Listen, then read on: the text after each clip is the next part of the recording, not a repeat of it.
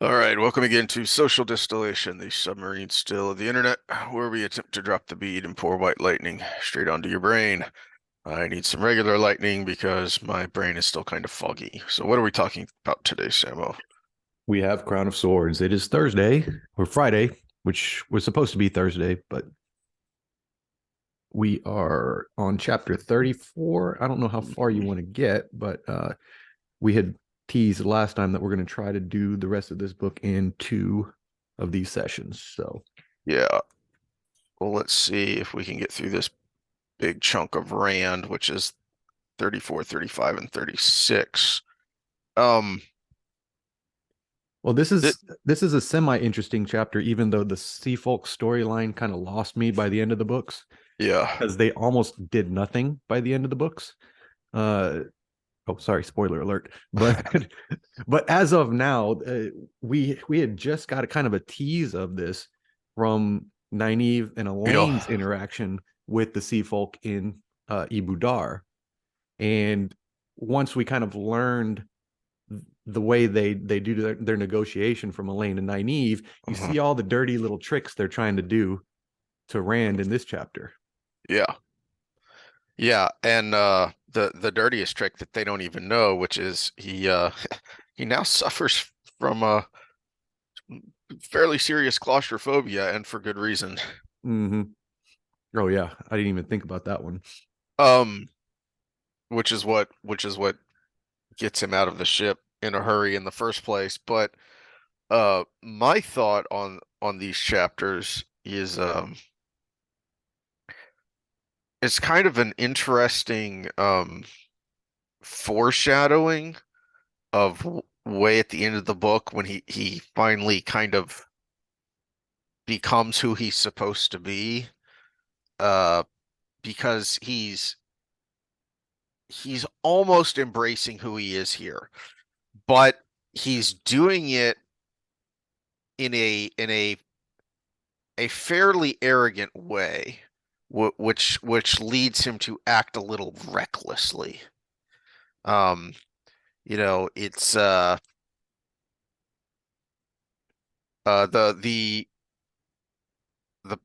poker phrase is he's on tilt. Mm-hmm. That he had a bad beat. He was way down. He beat himself way down, and now that he's come out of it, he's on a high. He's euphoric and acting recklessly, and it leads to long-term troubles uh, that he's going to get at the end of these chapters with a second wound that's that's going to be with him for a long time and cause all kinds of pain and problems. Mm-hmm. Uh, but he still gets stuff done because he's, for the most part, being who he's supposed to be. Mm-hmm. Well, and this, in as we talked about with Nynaeve and Elaine, actually, this newfound lack of country boy arrogance that he is forming is exactly what you need at the dealing table with these Hmm. master manipulators, because it's basically the bull in the china shop. Yeah. Uh, You uh, see how fragile the manipulations are when you just blow right through them. yes. Yeah. He doesn't accept the premise. I am who I am. You are who you are, and you've already, by being here admitted that. So I'm not going to accept your premise. These are my terms. These are what I have to have. All right, Yeah, now they y'all tried to can work pull a out the little. Yeah, details. they tried to pull a little sneaky because remember the from the previous negotiations, if you come to them, you're on the low end. Uh-huh. But they request his presence, but make him come to them. Hmm. And they tried to use that against him, and he's just like, no, no, I'll come to your ship, but you came to me Hmm. because you know I am this. Yeah. Yep. Um, which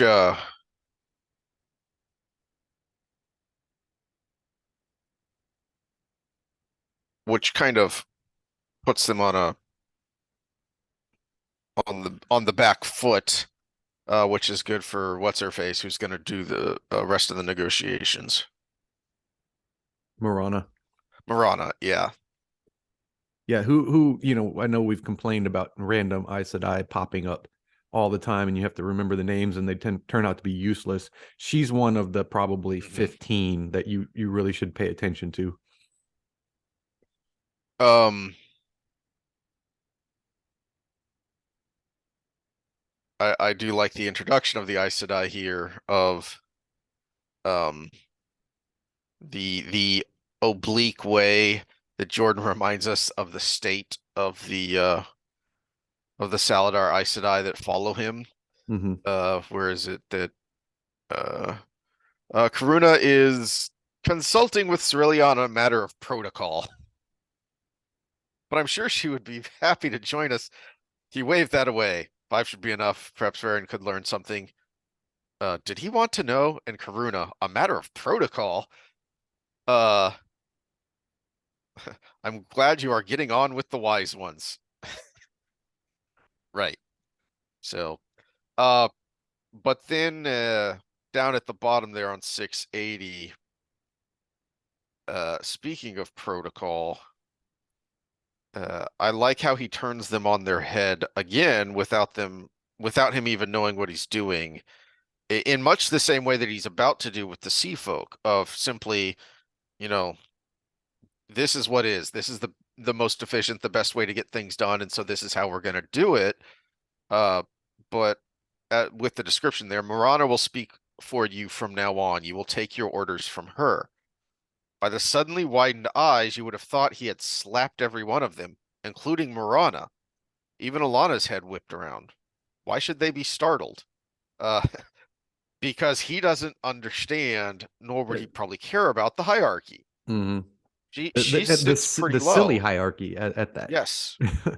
But but as far as he's concerned, she has been uh the most useful, the most helpful, the most honest in his dealings. So, all right, with the group of you who have sworn fealty and who are following me, uh she's my point man for your group because I can trust her, we're on the same page and stuff is getting done. Yeah, and this is we call it a silly hierarchy, but there seems to be in most situations a connection between strength and the power and cognitive and physical ability as well. Uh, but is that nature or nurture? This is one of the arguments for GT classes Uh-huh. the specialty schools and things is you notice this thing early in someone's life and then you put them through all that other stuff. Were they the best candidate because they've been through all the other stuff or because of that initial talent? Yeah. And the Aes Sedai recognize that spark in people, analyze the strength, and then basically treat these people more special all their development. And there is a correlation at that point between your strength and the power and your capability, but it's not 100%. uh and again, is it nature or nurture? Do they treat these people different through their whole development so they are different by the end product? Yeah. Or is it the fact that you're stronger in the power actually correlates to your mental capacity or your physical capacity? Well, we saw that early on in the series when the girls went to the tower because there were those who were jealous of the way they were treated, that they were given special treatment because they were so they all had the spark and were so far above any other novices who had come into the tower in anyone's memory. That's how much more powerful they were than anyone else. So they did get special treatment. Mm-hmm. Ugh. Okay. Any other thoughts on the sea folk? Um, uh no. because that for the most part serves as a setup for the next two chapters. Mhm. Well, it's Uh, it's it's kind of a setup. This deal here is the setup for pretty much the rest of the Sea Folk's involvement in the story. mhm. Yeah. Um,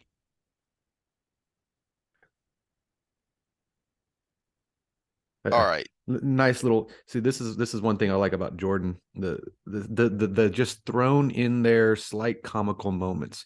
No need for a Jar Jar Binks, right? Hmm. We've got two perfectly normal high performing people in Flynn and Narishma, and they're all of a sudden around beautiful women swaying as they walk, and you've got Rand trying to correct them and Min being kind of just haha, Giggling because she's a people reader and she knows what's going on here. yeah, and again, these are two perfectly normal, high functioning people throughout the rest of the books, but we get a moment of something they're not quite used to, so it creates Hmm. a nice little giggle moment and little comic relief without having to have something that's blaring and in your face all the time. Hmm. Yeah. Uh, it's also fun because isn't Flynn is the Old man, older, yeah. yeah, the older former guardsman who walks around with a limp, and Narishma is the young pretty boy, but they're both, let me puff up my chest and swagger around the ladies. Um, all right, Into the Woods, chapter 35. Um, so this is where he goes from being commanding and embracing his Tavaranness to really acting recklessly, which is as he says at the end of chapter 34, the day is young yet, men. He could do anything.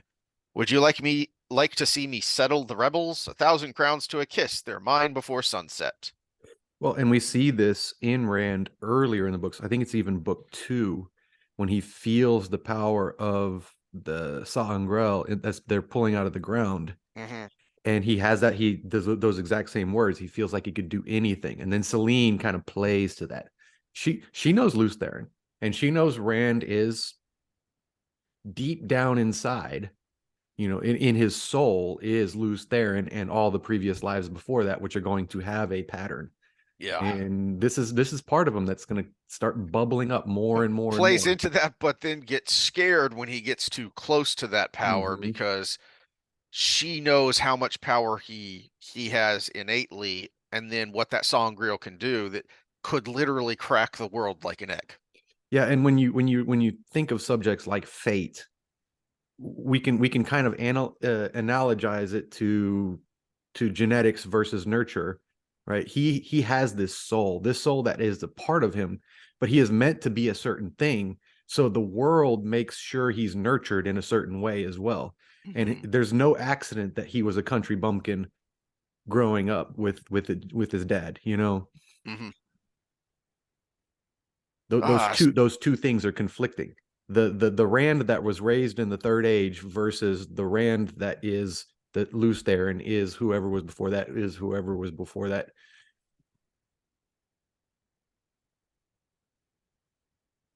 but it's also not an accident, and it's useful because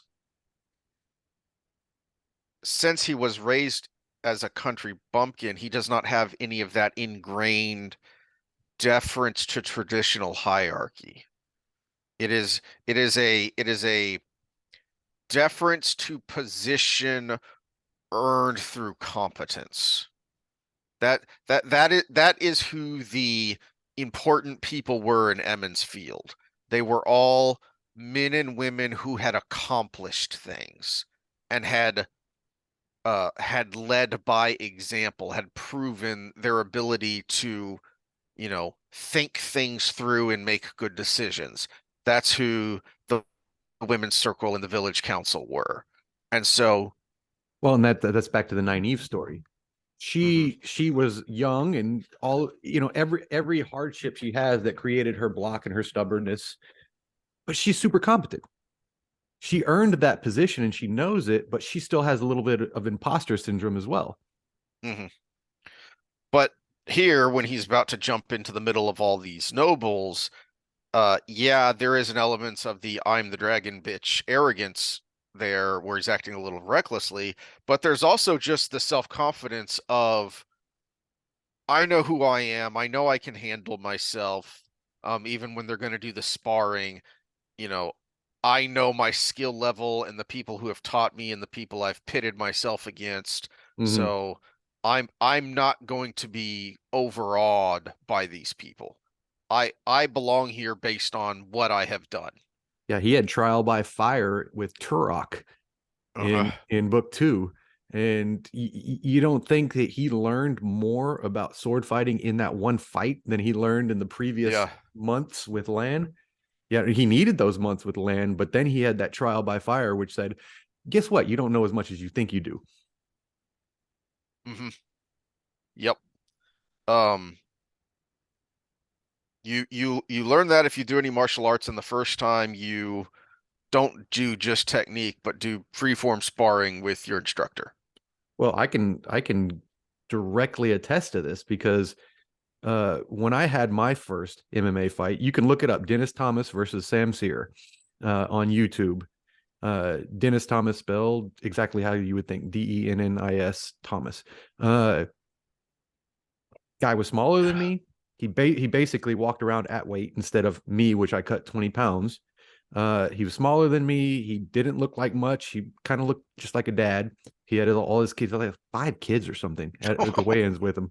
And we go out there, and I was schooling people in the gym, but I got out there, and everybody says the fight doesn't start to get punched in the face. Yeah, he got me good right off the bat. He just came forward and right jab right in the nose. It was a fight, and I was like, this is nothing like practice. This is zero like practice. And I made it to the second round, but then he tapped me with a choke, and I learned more in that what two halfway through the second round, 8 minutes of existence than I did the previous year of training before that.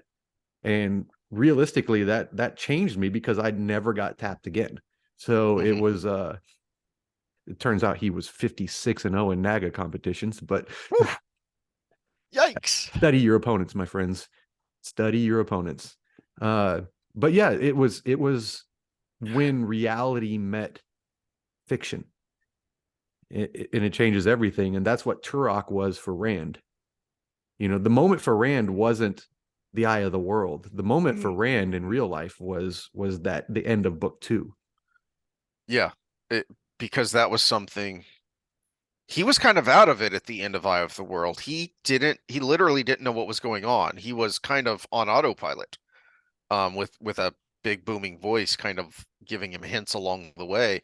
Yeah, and He and was his fully in opponents himself in his opponents against had Turok. no respect for him. Was the Mm, problem there? They mhm, weren't masters of their craft in that way.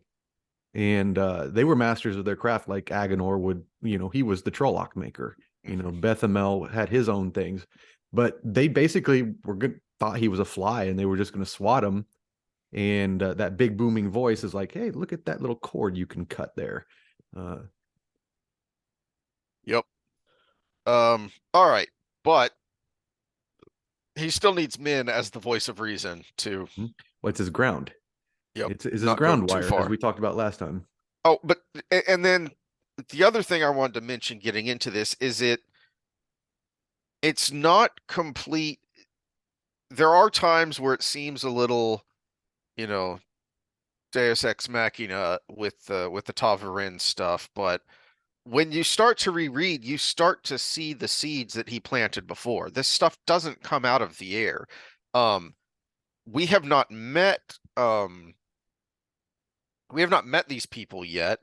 Actually, wait, didn't Matt thump Darlin in the head when he was in Yeah, the that's stone? that's our only meeting of him. Yeah, Yeah, yeah, yeah. knocked out. Yeah, So he seems the arrogant High Lord there, and Julian is certainly afraid of him. Like, holy crap, I can't believe you just did that. We're doomed. Um, but when he and Damodred are referenced later, they are they are both referenced as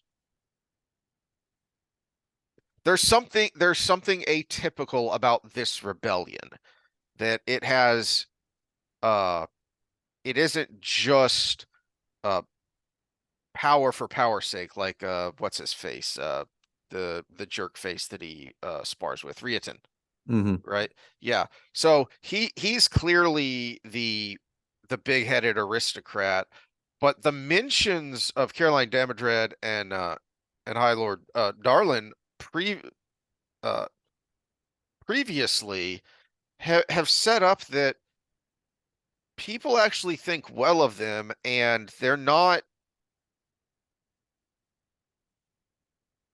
throwing things into chaos. The rebellion isn't very active. It's more of a political one where they're trying to make a statement. So he has actually set up previously that no, this is entirely plausible the way they react to Rand. That, oh crap, uh here he is and there's no army at his back, and he does want to talk.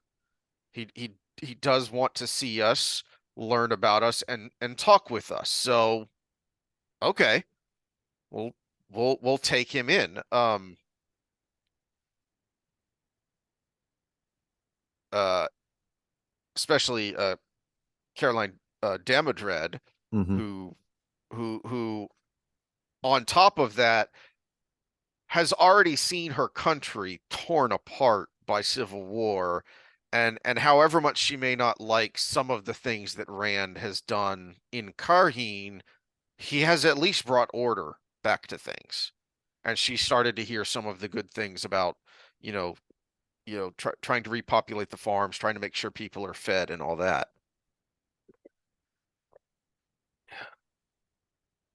So it's the Ta'veren Deus Ex Machina part of it is Rand feeling invincible and jumping there.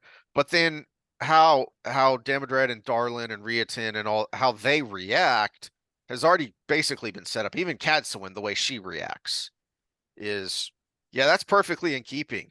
That she is going to be she's going to be the kind of typical Aes Sedai in presentation, but then she's going to kind of whisper and be snarky to Rand under her breath Hmm.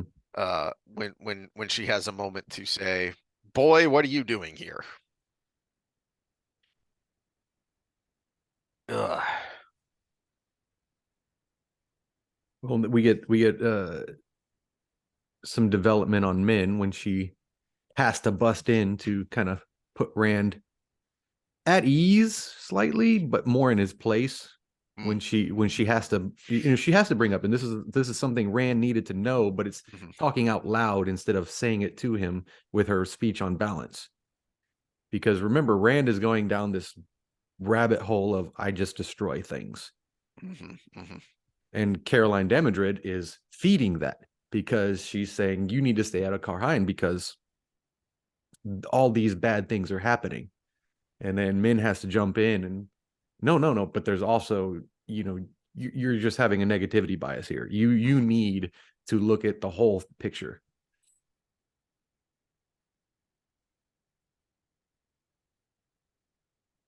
Um,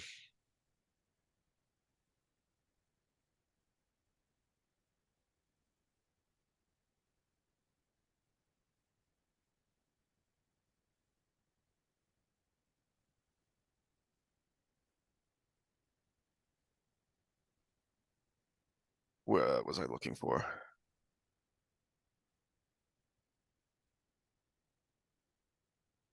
Yeah, here it is. Uh,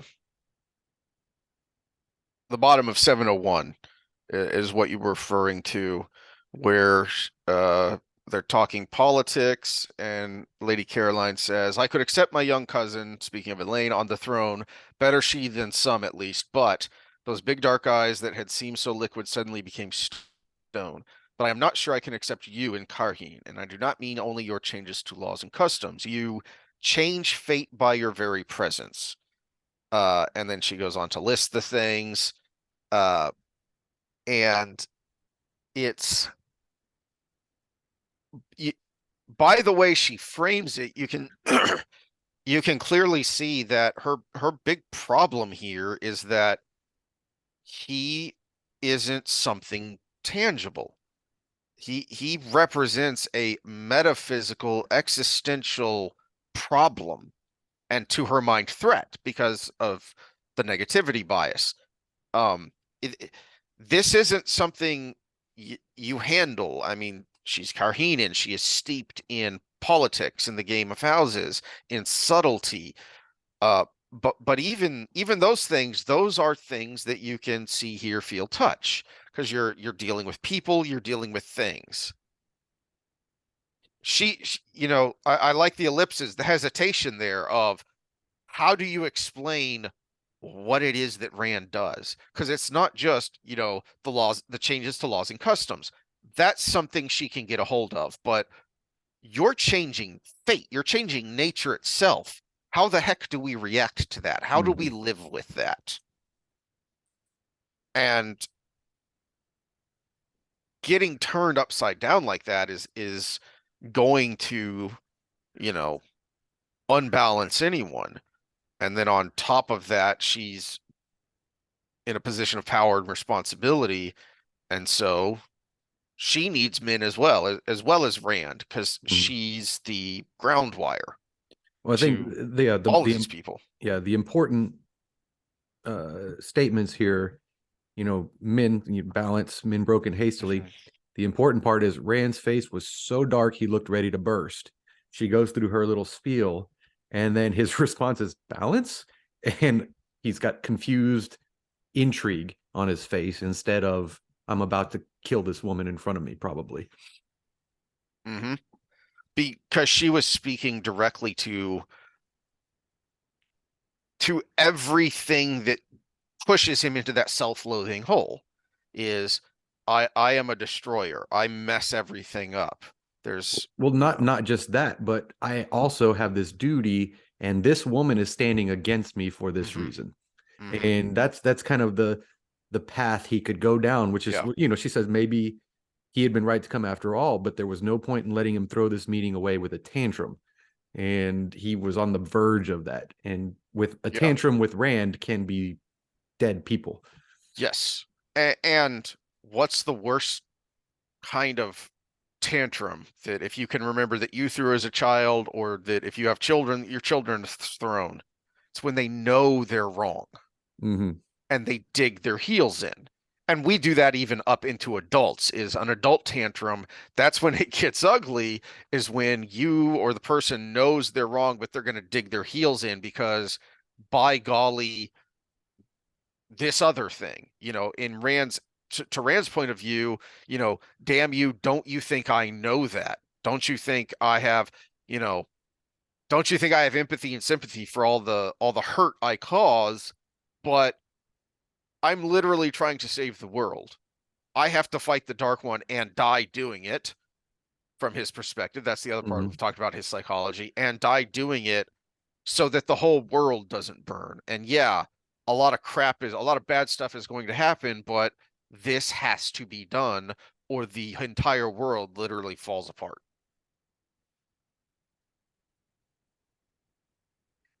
So she's, pushing those two buttons that really that he doesn't need anyone else to push because he pushes them himself.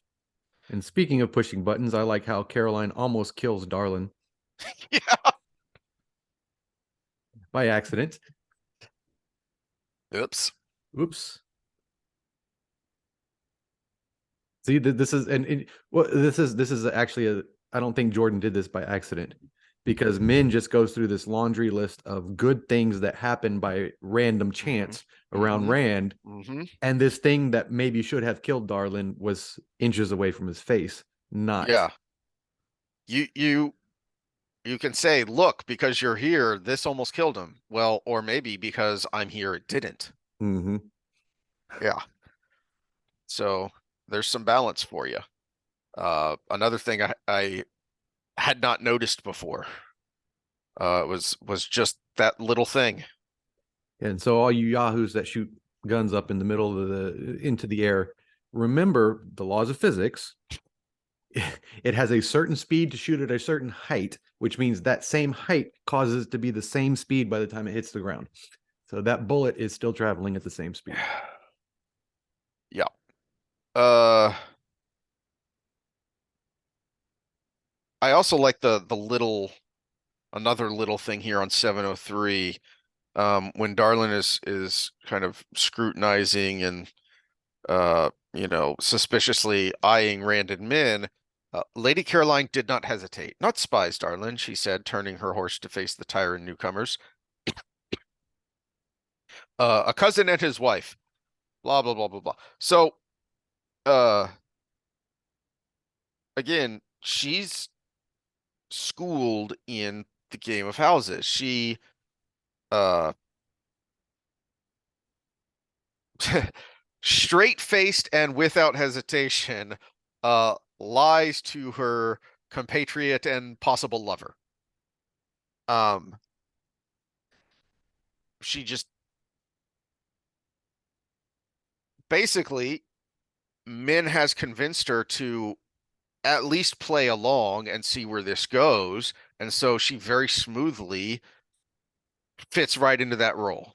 Mm-hmm. Uh, and so yeah, the Tavarenness was that he met her first, but that she would react that way was already set up by what we had heard about her, and then what we had seen from Min with her interactions with Fell, who really, we've already seen some of this before.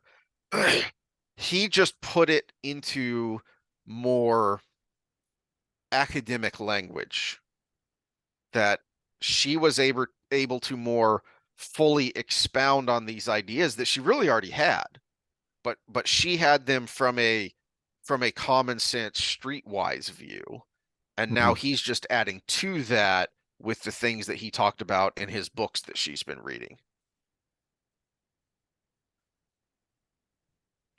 Which is funny because she thinks she's lying, but she actually didn't lie as much as she thought she did.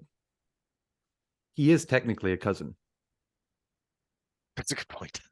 He's Galen's half brother. So It's a good he point. technically is a cousin. His name's Yeah. not Tomas, but Hmm. And in some cultures, he and Min would have a common law marriage. But anyway, moving along. Uh,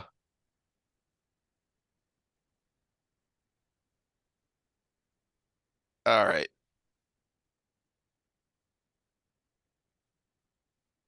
I think that's a point that a lot of the overthinkers of everything Wheel of Time don't bring up enough is how related Rand and Moiraine were. Yeah, it is. It is something um interesting that you have to think about because she never gives any hint to it, but then she wouldn't. I mean, you can think, well, why didn't Jordan, ever reference that? Because Moiraine wouldn't. Mm-hmm. I mean, she barely references the fact that she stands pretty high in the Carian aristocracy, but she has put all that behind her. She is blue to the core. That's Mm-hmm. what matters. Um, okay. Yeah, so 704 is when we get a little of it. So we've seen, Not to stop you here, not to get too yeah. far off track, but it's almost it lends to a very natural feeling to it because she's very nurturing of Rand. Hmm. And when you would see this from an aunt, which is what she would kind of be.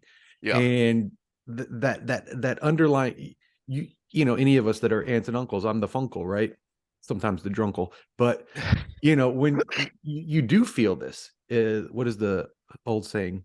Would you lay your life down for a friend? And someone say the answer is no, but I would for two children, or two sons, or four nephews. It's because of the math involved with the genetics, but we do that. We actually do.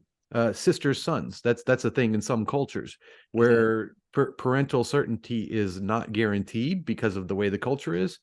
So the men actually take care of their sisters sons because they know paternity because their sister had to have birthed the child, so they know they at least have genetic uh similarities, Uh-huh. the perpetuation of genes. So it's we do have this underlying, and when we talk the in-group out-group, we automatically put family first.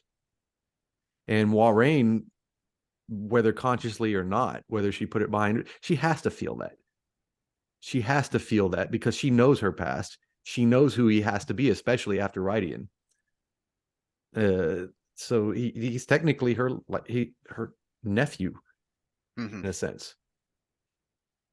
Yeah, I can't remember all the relations there, but she was very closely related to what's his bucket who married Morgase. Mm-hmm. Um they were they were of the same house, which led to all the nonsense after Tigraine disappeared. Anyway, Well, um and after Layman cut down the tree too.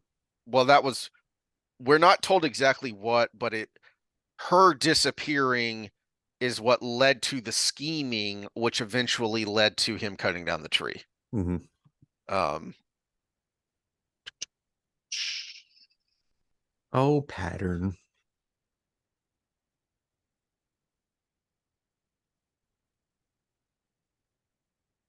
okay, so found the spot I was looking for where we get Darlin's point of view of what's going on.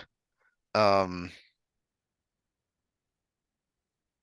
let's see. Not the wheel weaves as the wheel wills, Rand said coolly on 704.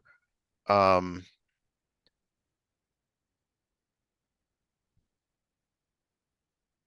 uh, the Dragon Reborn to just about anybody was what it was. Arrogance on a mountaintop. Not much happens as we expect. For instance, I heard you were in Tyr and Hayden Merc. Um, Min wished she dared speak up, dared say something to soothe him. She settled for stroking his arm casually. Um, the High Lord Darlin is but lately come by longboat with a few of his friends, Tomas. Do not trouble the High Lord. I do not mind, Caroline, Darlin said. A man should know what he's stepping into. You may have heard the tales about Althor going to the tower, Tomas. I came because Aes Sedai approached me months ago with suggestions that might happen, and your cousin informed me she had received the same. We thought we might put her on the Sun Throne before Colivert could take it. Well, Althor is no fool. Never believe he is. Myself, I think he played the tower like a harp. Colivert is hanged. He sits secure behind Karheen's walls, without an Aes Sedai halter, I'll wager, no matter what rumor says. And until we find some way to extricate ourselves, we sit in his hand, waiting for him to make a fist. Um,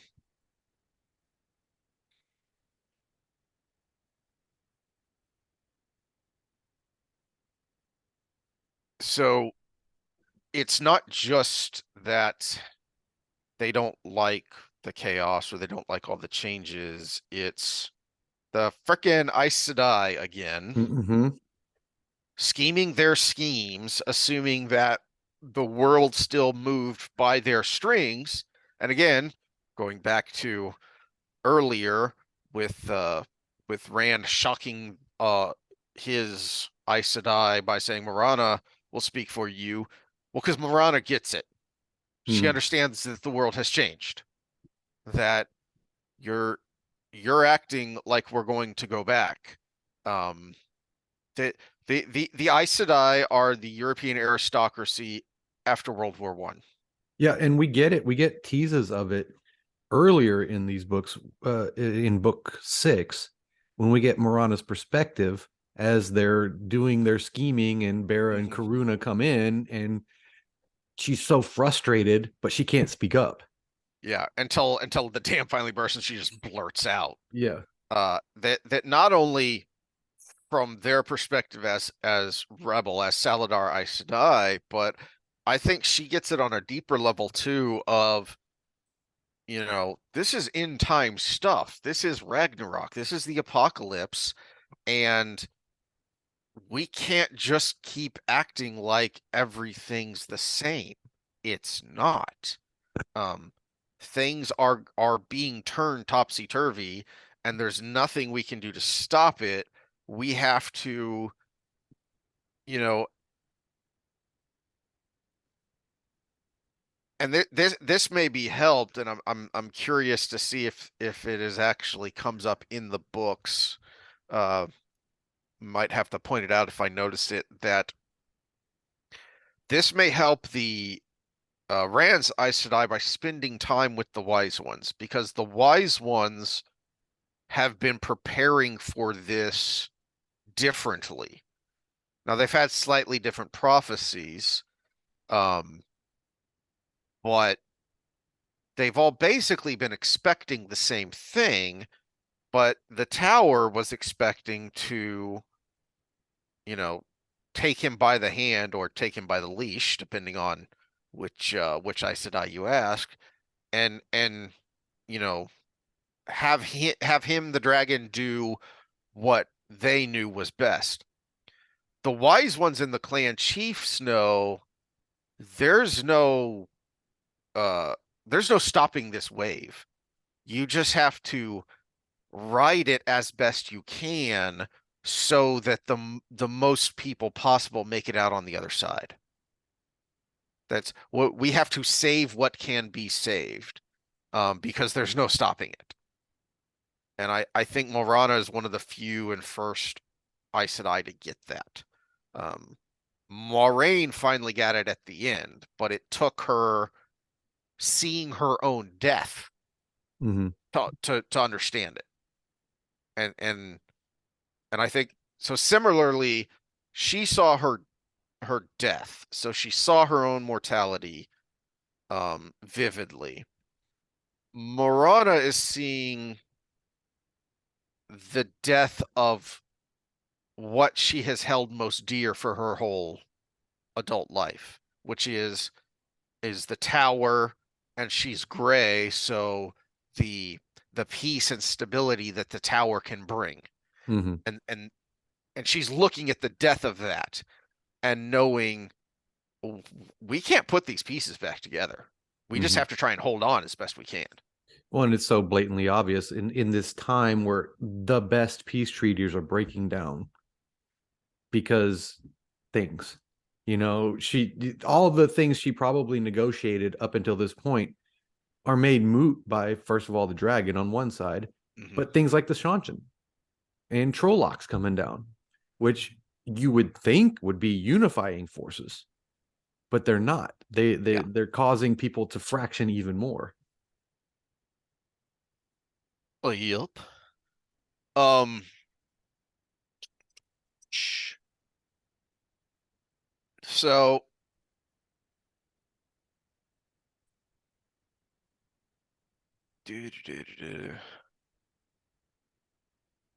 I think that's enough on that.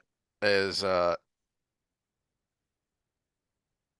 we get into the camp and more shenanigans take place. Mm-hmm. Um.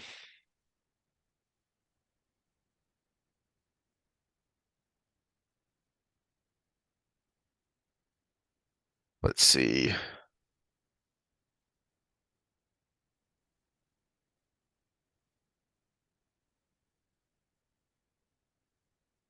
Ah, yeah, here we go. 707. So there's a little Yeah, more that's where from I was just Darlin that's going. good. Yeah. I would have let him take Kalendor from the stone, but I could not stand aside when he brought Aiel invaders into Tyr. So taking the taking the fifth and having the Aiel basically be the police inside the stone. I've read the prophecies of the dragon, Rand said. The stone had to fall before he could take Kalendor. Rand continued. Other Tyrant lords follow him, so I hear. Darlin snorted. They cringe and lick his boots. I could have followed if that was what he wanted. If. With a sigh, he shook his head. Too many ifs, Tomas. There's a saying in Tyr, any quarrel can be forgiven, but kings never forget. Tyr has not been under a king since Arthur Hawkwing, but I think the Dragon Reborn is very like a king. No, he has attainted me with treason, so he calls it, and I must go on as I began. The light willing I may see Tyr sovereign on its own land once more before I die. Um,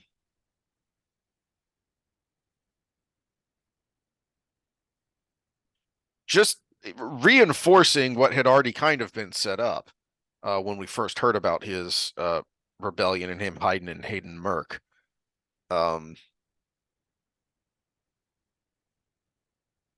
Well, there's an interesting thought experiment that comes from that conversation. What if someone who claimed to be the dragon and had already fulfilled a few of the prophecies had come to Tyr in a negotiative manner? mhm, I need to have Kalendor, uh-huh. and negotiated with the High Lords to make that happen. It would be the same end result. You conquer through negotiation as much as you conquer through force. Well, there's also the wrinkle here of um that wasn't really known, which is that Belal was one of the High Lords. Yeah. Um, But again, something that could have been exposed through the proper channels. You could have had this one holdout, you mhm. know? uh, that would be hard to get people to believe, but if I recall correctly, there was a body when he defeated Balsamon that time. Mm-hmm. That there was a burnt out husk. So that surely would have caused some kind of rumor mongering. Ah, stupid nose. Okay. But I was trying to move on and get to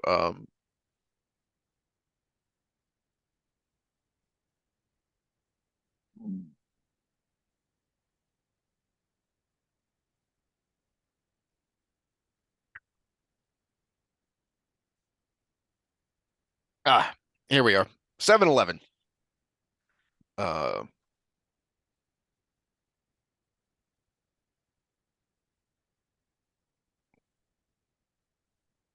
yeah. Um I would be careful were I you, cousin Tomas, she went on.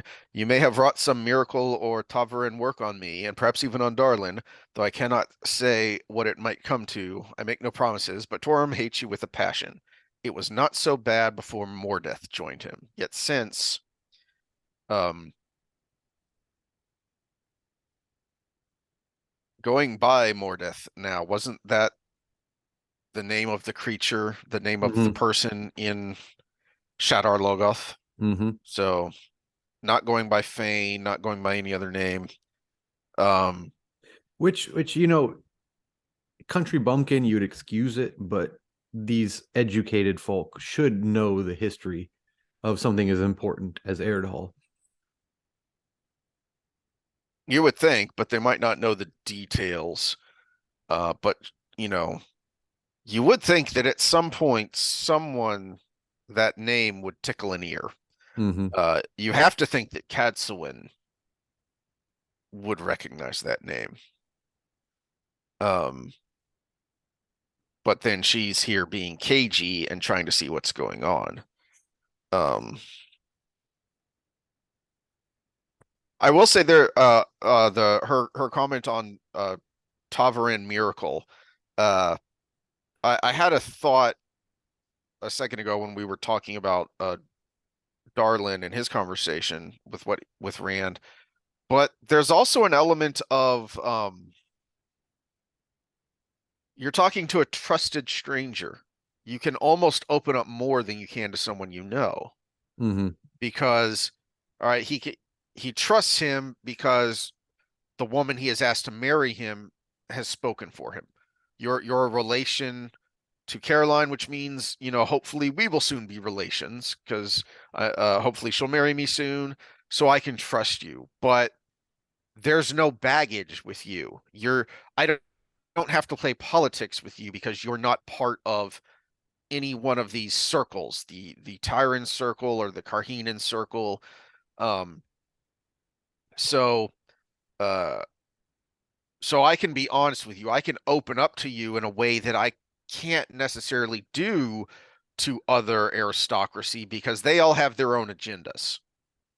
So far as I know, because you're not from here, you're from Andor, so you don't have whatever your agenda is, it's not going to conflict with mine. So I can be open here. So it's not just Tavarin Miracle. Um, there there is an element of just conventional psychology there. Well, yeah, and we also have to remember that we put a lot on the fate part and the Tavaren part, but part of being Tavaren, and we see this with Matt and Perrin and many other characters, even though they're not considered Tavaren, is we have to remember they're in their position because they're also very charismatic. They're very imposing. In Rand's case, they're all of these other things. And we know from the previous 5 books before this that Rand has a way of, saying the right thing to get people talking. It's why he's in the position he is.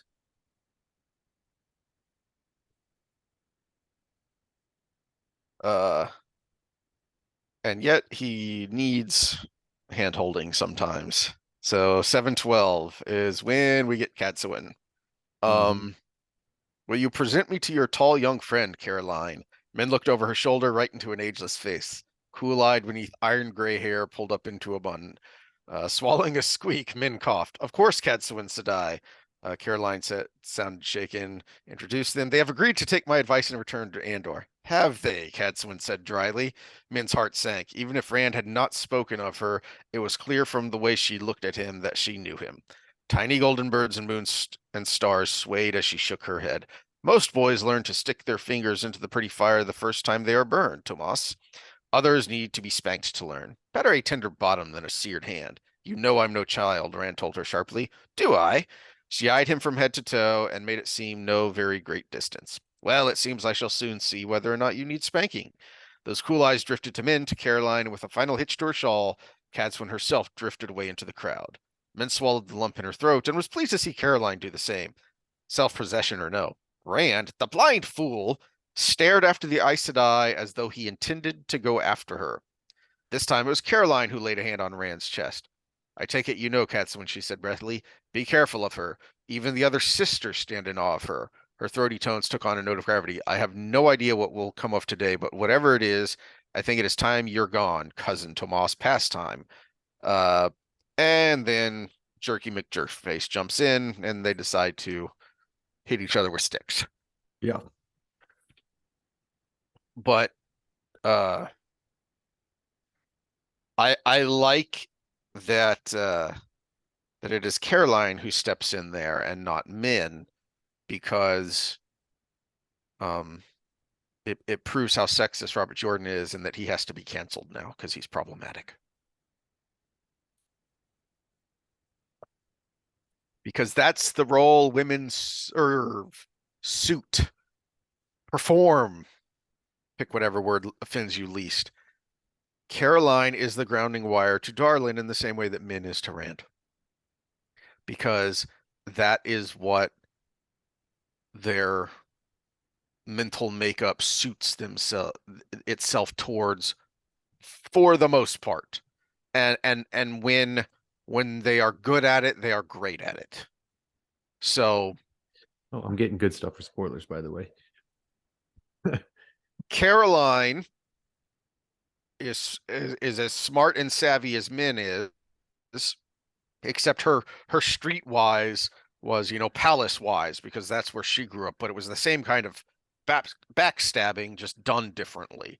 So she recognizes as well as Min what's going on here. She can read Rand, she can read Katsewin and read the room, and she knows, okay, let's before something really bad happens here, let's cut it off at the pass and it's time to go. All right, you've had your fun, you've made your point, you've given us lots of food for thought, but you need to get out of here.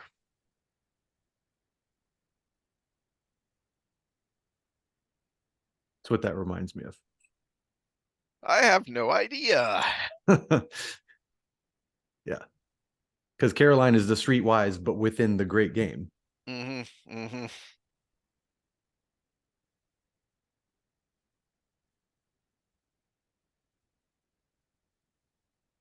Um,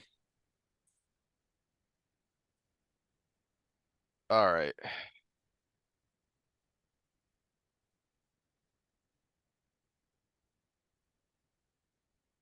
Okay. Um,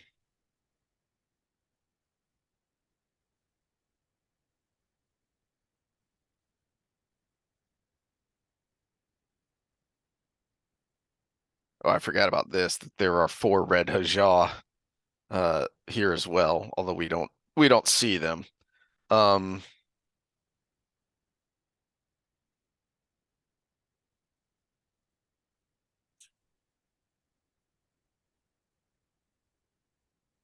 I won't use any tricks. This is the start of chapter 36. Rand unbuckled his sword belt and handed it to Min. If I've touched you and Darlin in one way, maybe I can touch Torum in another. It's a little line that, yeah, he does. Not necessarily in a good way. Uh, Yeah, uh, but this is Leads to its again, own problems. not to again cancel us again, but there is a different. Sometimes men need to fight because you can gain respect through a fight. Hmm. And this is what Rand's thinking here. He knows this. They do this in the Two Rivers, even though it's a very peace loving area. They play quarterstaffs. They do the archery contests. You earn respect with some men to gain their side versus talk and just And getting along. and even if it's impossible to gain respect from Torum, there are other people in the room. Mm-hmm. There are Yep. other men in the room, and he will gain respect from them by standing up to Torum, especially with what Caroline says here. And And and the best thing is you don't even have to win. mhm. Everybody knows Torum is the Blade Master. Torum is the respected one. why You just got was to put on a good show. why was Rocky so great? Because he didn't win. He wasn't even trying to. His win was to just go the distance because no one ever had before. That's what made that first movie so great because you expect what happens later, with those kinds of movies, which is, and the underdog wins. No, the underdog was just able to stand up. Um, but then you see why Mordeth was able to latch on to him. Um, Jordan doesn't have to tell you explicitly. He uses the world to tell you. Because obviously Caroline can't make this connection because she doesn't understand, but you're supposed to make this connection. Um, if you use none of your special tricks, Caroline went on, he can hurt you badly, even with practiced swords, and he will. He has never liked another touching what he thinks is his, and he suspects every pretty young man who speaks to me of being my lover. When we were children, he pushed a friend, down the stairs and broke his back because Darrowin rode his pony without asking. So that's the kind of person you're dealing with. And so it's pretty clear you're not going to be able to sway him. It's pretty clear why Mordeth was able to latch onto him and has been successfully manipulating him because Mm-hmm. he's already leaning that way. But to Rand's point, Rand has to be thinking he's not the only one in this room.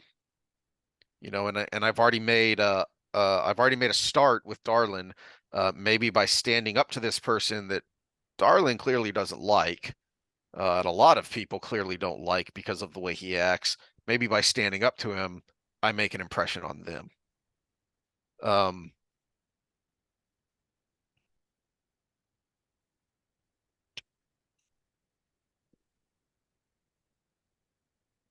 and then shenanigans, and, and everything goes horrible.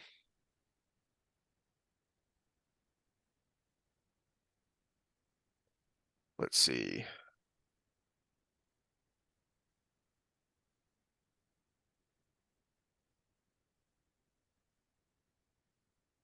Now, Well, this again, I like to point out when Jordan does something great. One paragraph, he describes the fight, mhm. and you kind of have a whole action scene in your head. So beautiful and so easy to forget that though had those blades been steel, blood could have flowed, except that no blade, steel, or lathes touched flesh. Back and forth they danced, circling one another, swords now probing, now slashing. Rand attacking, now defending, and every moment punctuated by those loud clacks. That's his whole description of the fight right there. Um, Something that I've always wondered about what interrupts the fight here, is this a bubble of evil or is this more death? I Because read it's it. I always read it as more death because it is so analogous to what mhm. happens in Shadow Logoth. It now it's not exactly like, because they are able to move through the fog, there is an element of real fog there, but then the fog solidifies and it does stuff. Well, and but we have the contrast of in Shadow Logoth, the place is already done. He is in a new place trying to Hmm. recreate the evil. Hmm. Yeah. So That he that he is fighting with nature itself to do this. that was I like that way of thinking about it. He's fighting with nature. He's trying to corrupt nature, and it's not entirely successful because he has only corrupted part of this place. Well, and no accidents. Remember, we just had to talk about balance. Nature is trying to balance out the evil. Hmm. Um,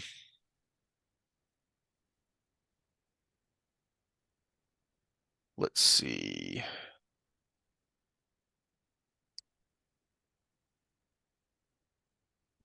And then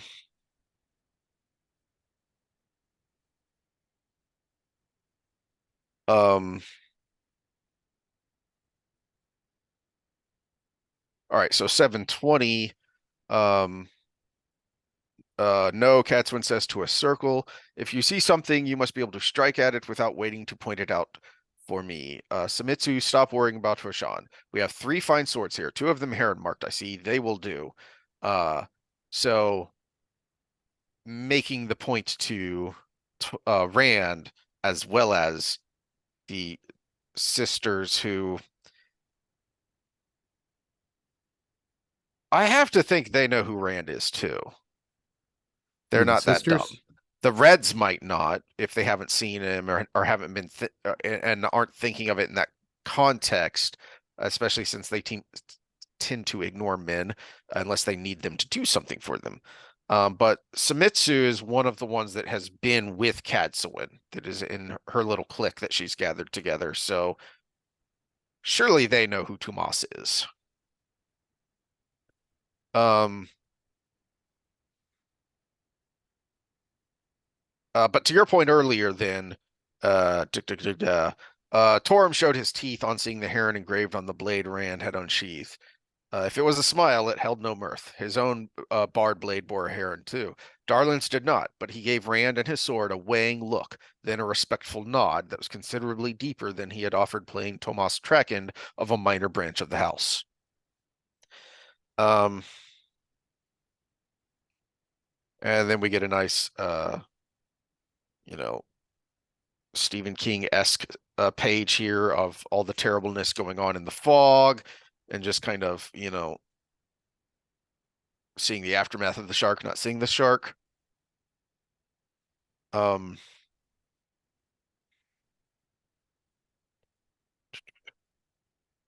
um, all right, and then 722 is the the next great scene for me, which is uh the woman who suddenly appeared in the swirling gray.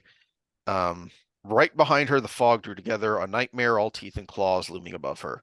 Had it been a man, Min was sure Rand would have waited. His hand rose before Cadsuin could move, and a bar of something, liquid white fire brighter than the sun, shot out over the running woman's head. The creature simply vanished. For a moment, there was clear air where it had been, and along the line the bar had burned until the fog began closing in. A moment while the woman froze where she stood. Then, shrieking at the top of her lungs, she turned and ran from them, still downslope, fleeing what she feared more than nightmares in the mists. Oh, poor Rand. And then Torm goes nuts. Um, Goes screaming back into the. So he goes nuts, scrambles, screaming wildly. But Darlin, Come back, Darlin shouted after him. We must stick together. We must. He trailed off, staring at Rand. You are him. The light burned me. You are. Um, but besides just the danger and the we need to stick together because there's something supernatural here that we can't just run around willy-nilly. I think it also shows that uh, Rand had earned a degree of respect. That the only thing he really does is he half moved as if to place himself between Rand and Caroline. It probably also helps that Cadsuin picked her way across the slope to Rand and slapped his face so hard his head jerked. Fucking legend. You will not do that again, Cadsuin said. Do you hear me? Not Balefire, not ever. Um,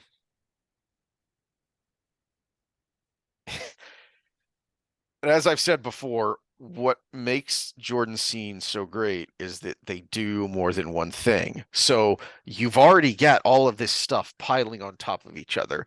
You've already got, you know, the scene starting showing that Rand is still Rand and that, you know, terrible fog monster threatening a man, he would have waited for Cadsuin, but he can't because it's a woman. And then you get Torm's reaction, and you see how mad he has gone from Mordeth that he just scrambles off into the nightmare fog, screaming maniacally. You get Darlin, whose first instinct is to step between the potential threat and uh, his lover, but he doesn't run. He doesn't act as if he's going to fight Rand, um, because Rand has earned a degree of respect. And then you get Cadsuin coming up and just slapping him across the face and calmly saying, "Not Balefire, not ever." And then Rand's reaction is surprisingly, Rand only rubbed his cheek. "You were wrong, Cadsuin. He's real. I'm certain of it. I know he is." Even more surprisingly, he sounded as if he very much wanted her to believe. Besides what's about to happen, I think the other reason we get this chapter from Min's perspective is I think Jordan wants you to wonder, was Lews Therin just talking to him there? Is that is that how he reacted so fast? Has Lews Therin been talking to him through this scene? Mm-hmm. Was uh and you have the Aes Sedai, which do tend to kind of set him off, and Reds on top of that. I'm also curious what Lews Therin's reaction would be to Mordeth. And that's something to look at later to see if it I comes up. think well, and I'm gonna say this in a spoilery way. Mordeth is something new to the Third Age, and he existed leading up to the Trolloc Wars. Mm-hmm. So we Mm-hmm. got something new here, and I think that's key to the things that happen later. Is Mordeth is something new, Mm-hmm. and so I don't think Lews Therin would react to him at all. In fact, it's Rand the current Rand, not Lews Therin, that puts two and two together to make five later. I mean four. Dang it, 4 or 5. I'm confused these days. All right. Uh, but then that moment of, what's that all about, is broken because Padan Fain comes leaping out of the mist. Stabby, stabby, stab.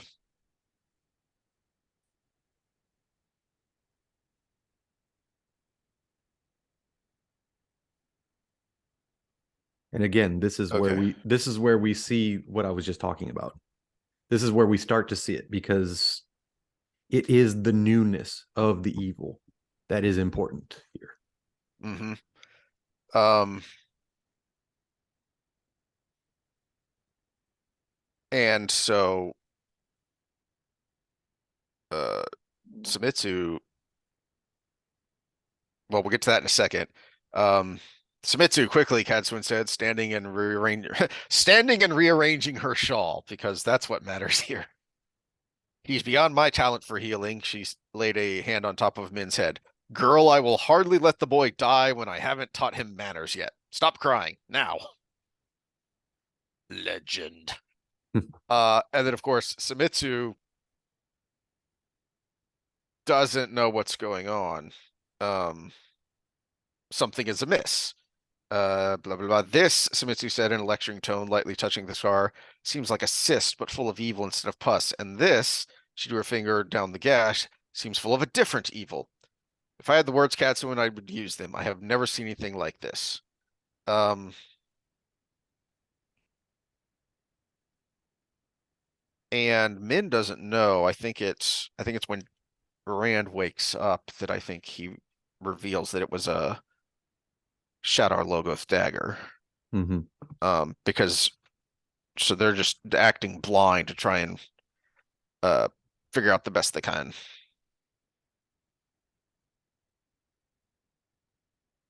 Um,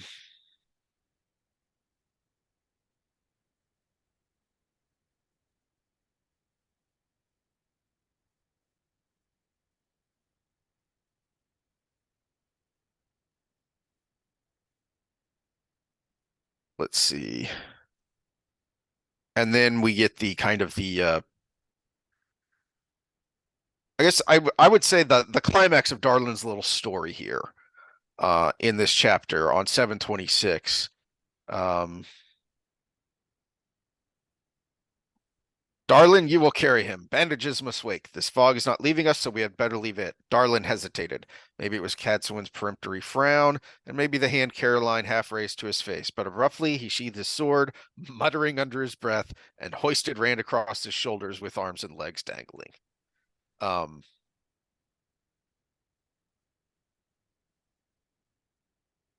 so this person who's supposed to be his enemy, but we also saw that he didn't feel like Rand was an enemy. He didn't think of Rand as an enemy. He felt that he was boxed into a corner because, as he said, kings never forget. And Rand is an emperor, and Rand branded him a traitor. So there's no going back. I'm stuck where I'm at. I was doing, and I am doing what I thought was best for my land, for my people. But now I'm stuck because I'm a traitor, and there's no way, you know, a king never forgets. Well, if he's not really my enemy, if it's more about circumstance and politics, and I've just seen this person as a person acting nobly, then it makes perfect sense that he's going to pick him up and carry him. Mm-hmm. Well, it's that underlying, if you don't do it with honor, then it means nothing. Mm-hmm. It's the opposite of the nihilist version of power, where someone like uh, Raitan, the guy he just fought, ends justify the means. Mm-hmm. Where with Darlin, how you get there matters.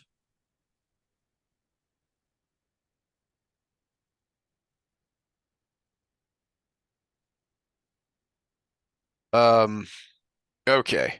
And then 729, the bottom of 729. Um, Another great scene that this chapter is full of.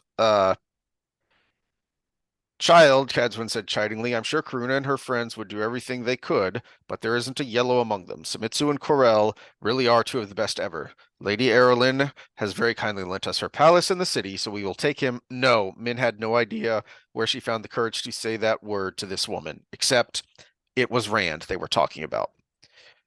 That's where she found the courage, because that's what women do. If he wakes, she stops to swallow. He would wake. If he wakes in a strange place surrounded by strange Aes Sedai again, I can't imagine what he might do. You don't want to imagine it. Uh, for a long moment, she met the cool gaze, and then the Aes Sedai nodded. The Sun Palace, blah blah blah blah. Um,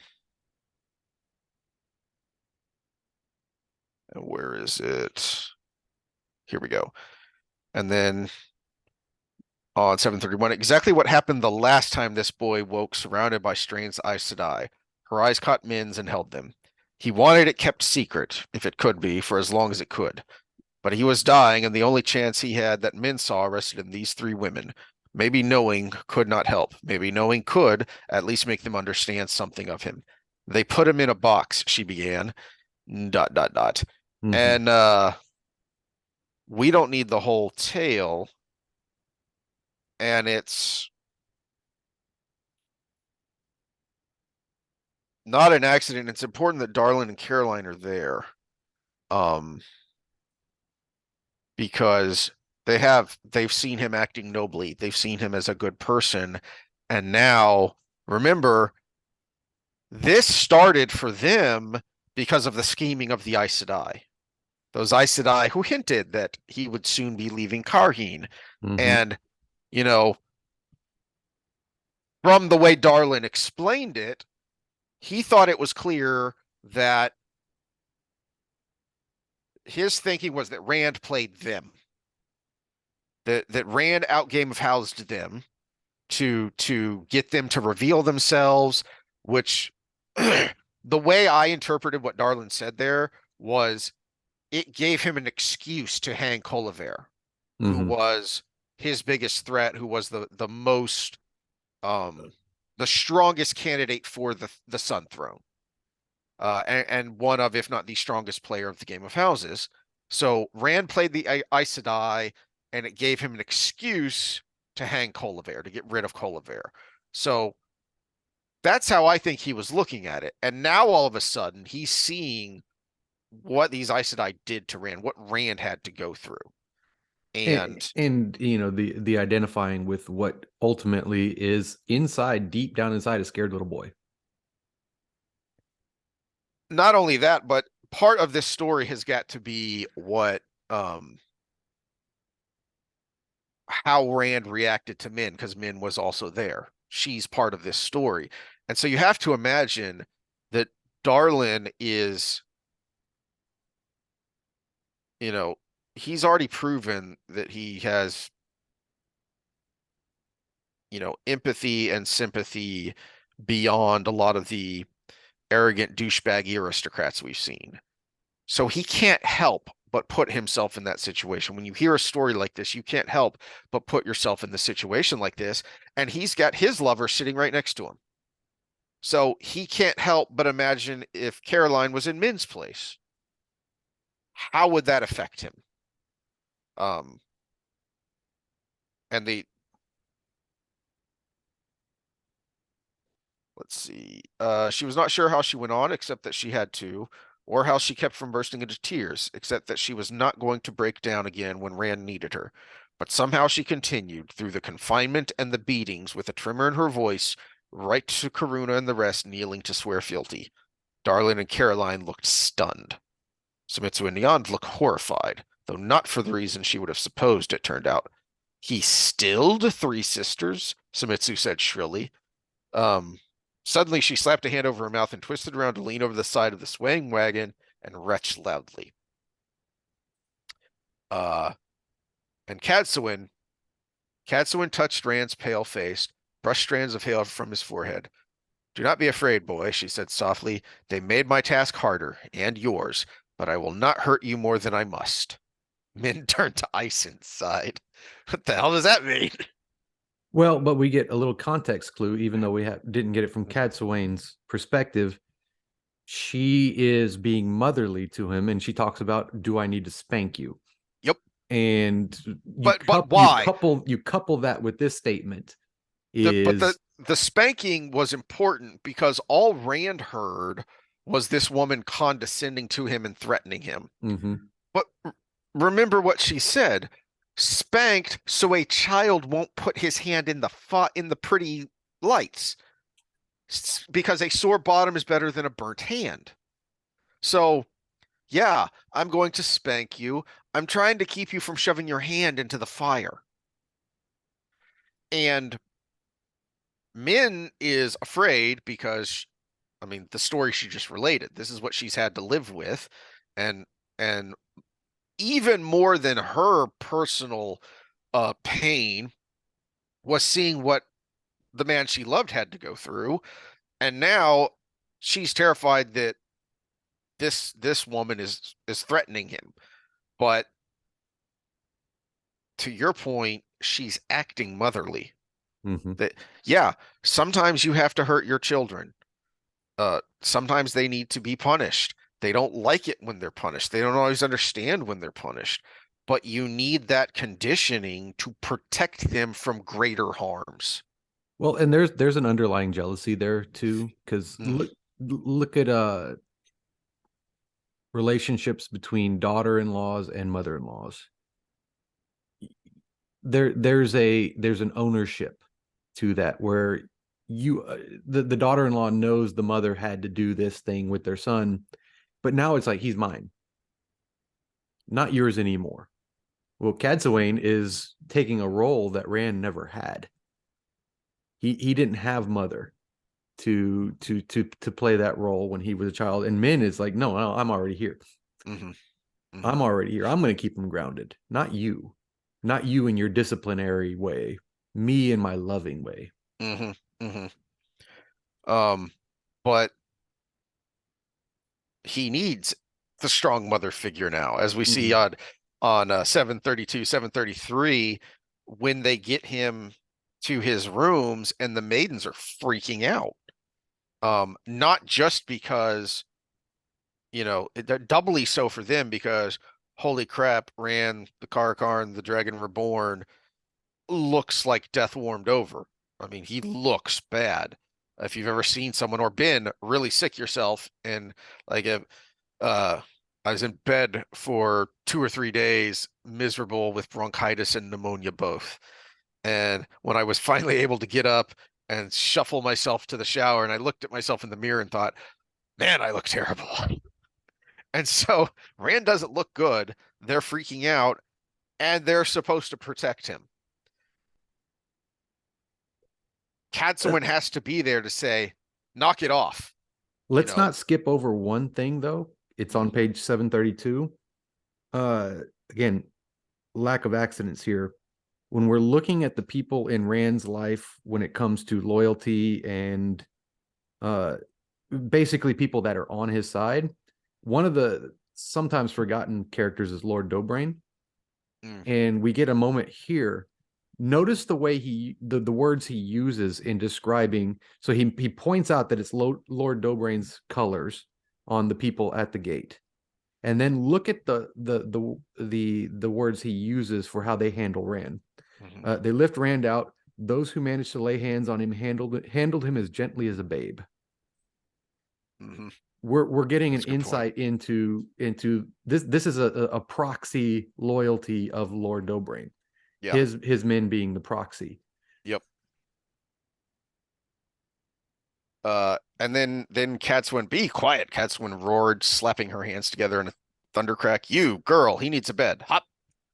Uh, Nandera, who remember it describes her as the graying maiden because she's one of these lifelong maidens, so has solid gray hair.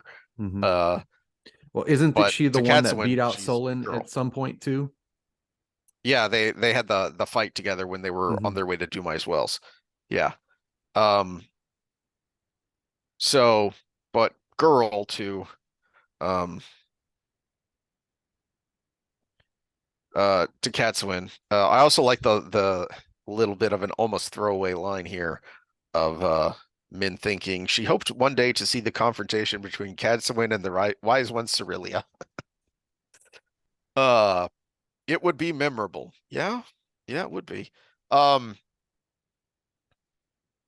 so everyone's coming in. You have all these kind of type A people. Somebody has got to put things in order and make sure the things that need to get done. Um, let's see. Um,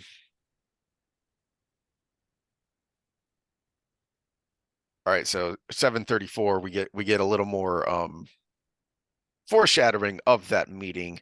Um, you may go, and Karuna, Cerelia wishes to see you again. Karuna's dark face paled, but the pair of them rose and curtsied, murmuring, "Yes, Amos." Interesting, Cadsuan said when they were gone. Her dark eyes locked with Amos's blue, and Cadsuan at least seemed to like what she saw. At any rate, she smiled. "I should like to meet this Cerelia. She is a strong woman." She seemed to emphasize the word strong.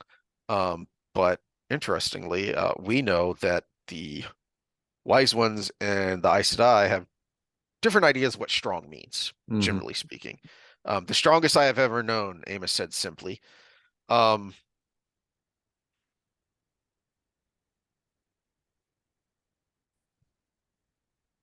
all right, so last couple of pages, but still a ton of stuff happening with the Shiva barging in and acting very un-Shiva-like.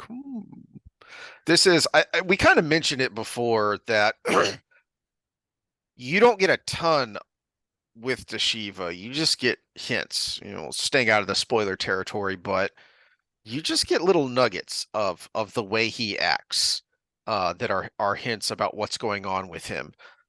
So he's this super absent-minded professor type who talks to himself and kind of sits in the corner alone. But we had a friend like that in college. Uh, we Which one? Who? Painter. Um, Painter? Okay, yeah, yeah. yeah, yeah. This is one of those guys where you wouldn't notice he was there until you'd been hanging out and talking for a while, and then all of a sudden someone would go, "Gah, when did you get here?" So he's just sitting in the corner. Um, but then all of a sudden he comes in, barges in, barking orders and being very commanding. And on top of that, while Flynn is working, he talks about how uh here it is. Yeah, at the bottom of 735. You see something, Ashaman? Um, I have no talent for healing, Dashiva said, twisting his mouth wryly. You're the one who took my suggestion and learned. Um, so guy who usually sits in the corner and talks by himself just so happened to be making suggestions uh to Flynn, who does have a talent for healing, about how he might do it better. Uh, and then you also get the on 736 at the top there. I assure you, Dashiva said, managing to sound oily and harsh at the same time. Flynn knows what he is about. Already he can do things you Aes Sedai never dreamed of. Um, uh,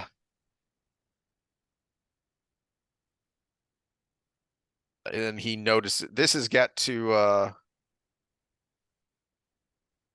get and I like Sumitsu's reaction here before we get to the end where she's all effusive with praise over him, that he immediately earns her respect simply by diagnosing.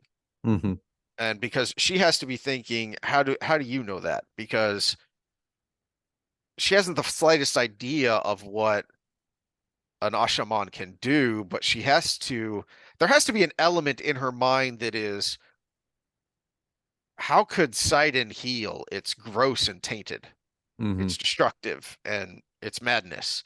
But he very deftly, there's like two kinds of infections, but it's not infection, it's darkness. I can't think of a better word.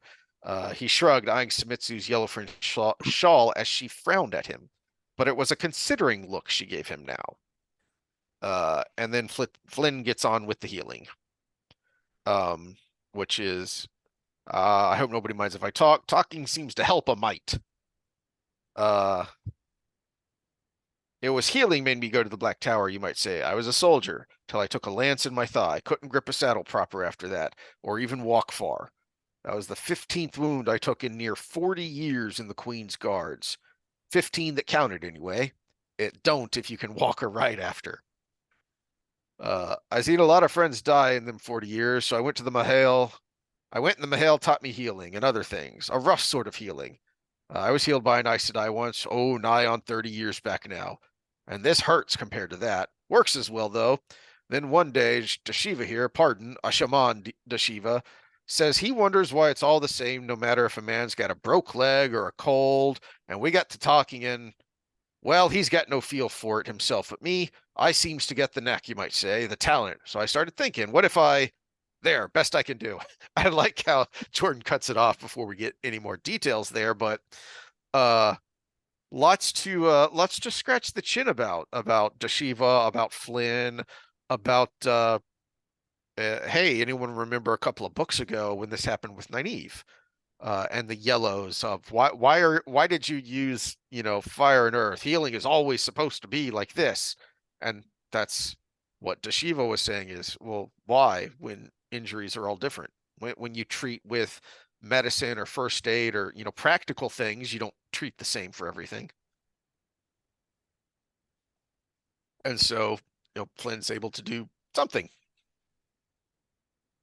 Well, and it's funny the way they describe the Asha Aman way of healing. It almost and it's very fitting with the way the wound is here, that it's Hmm. festering and it's growing and it's fighting itself or fighting each other. It's Hmm. almost like the way we use chemotherapy, where we basically kill the body so much that the tumor doesn't survive, but we try to keep the And person alive.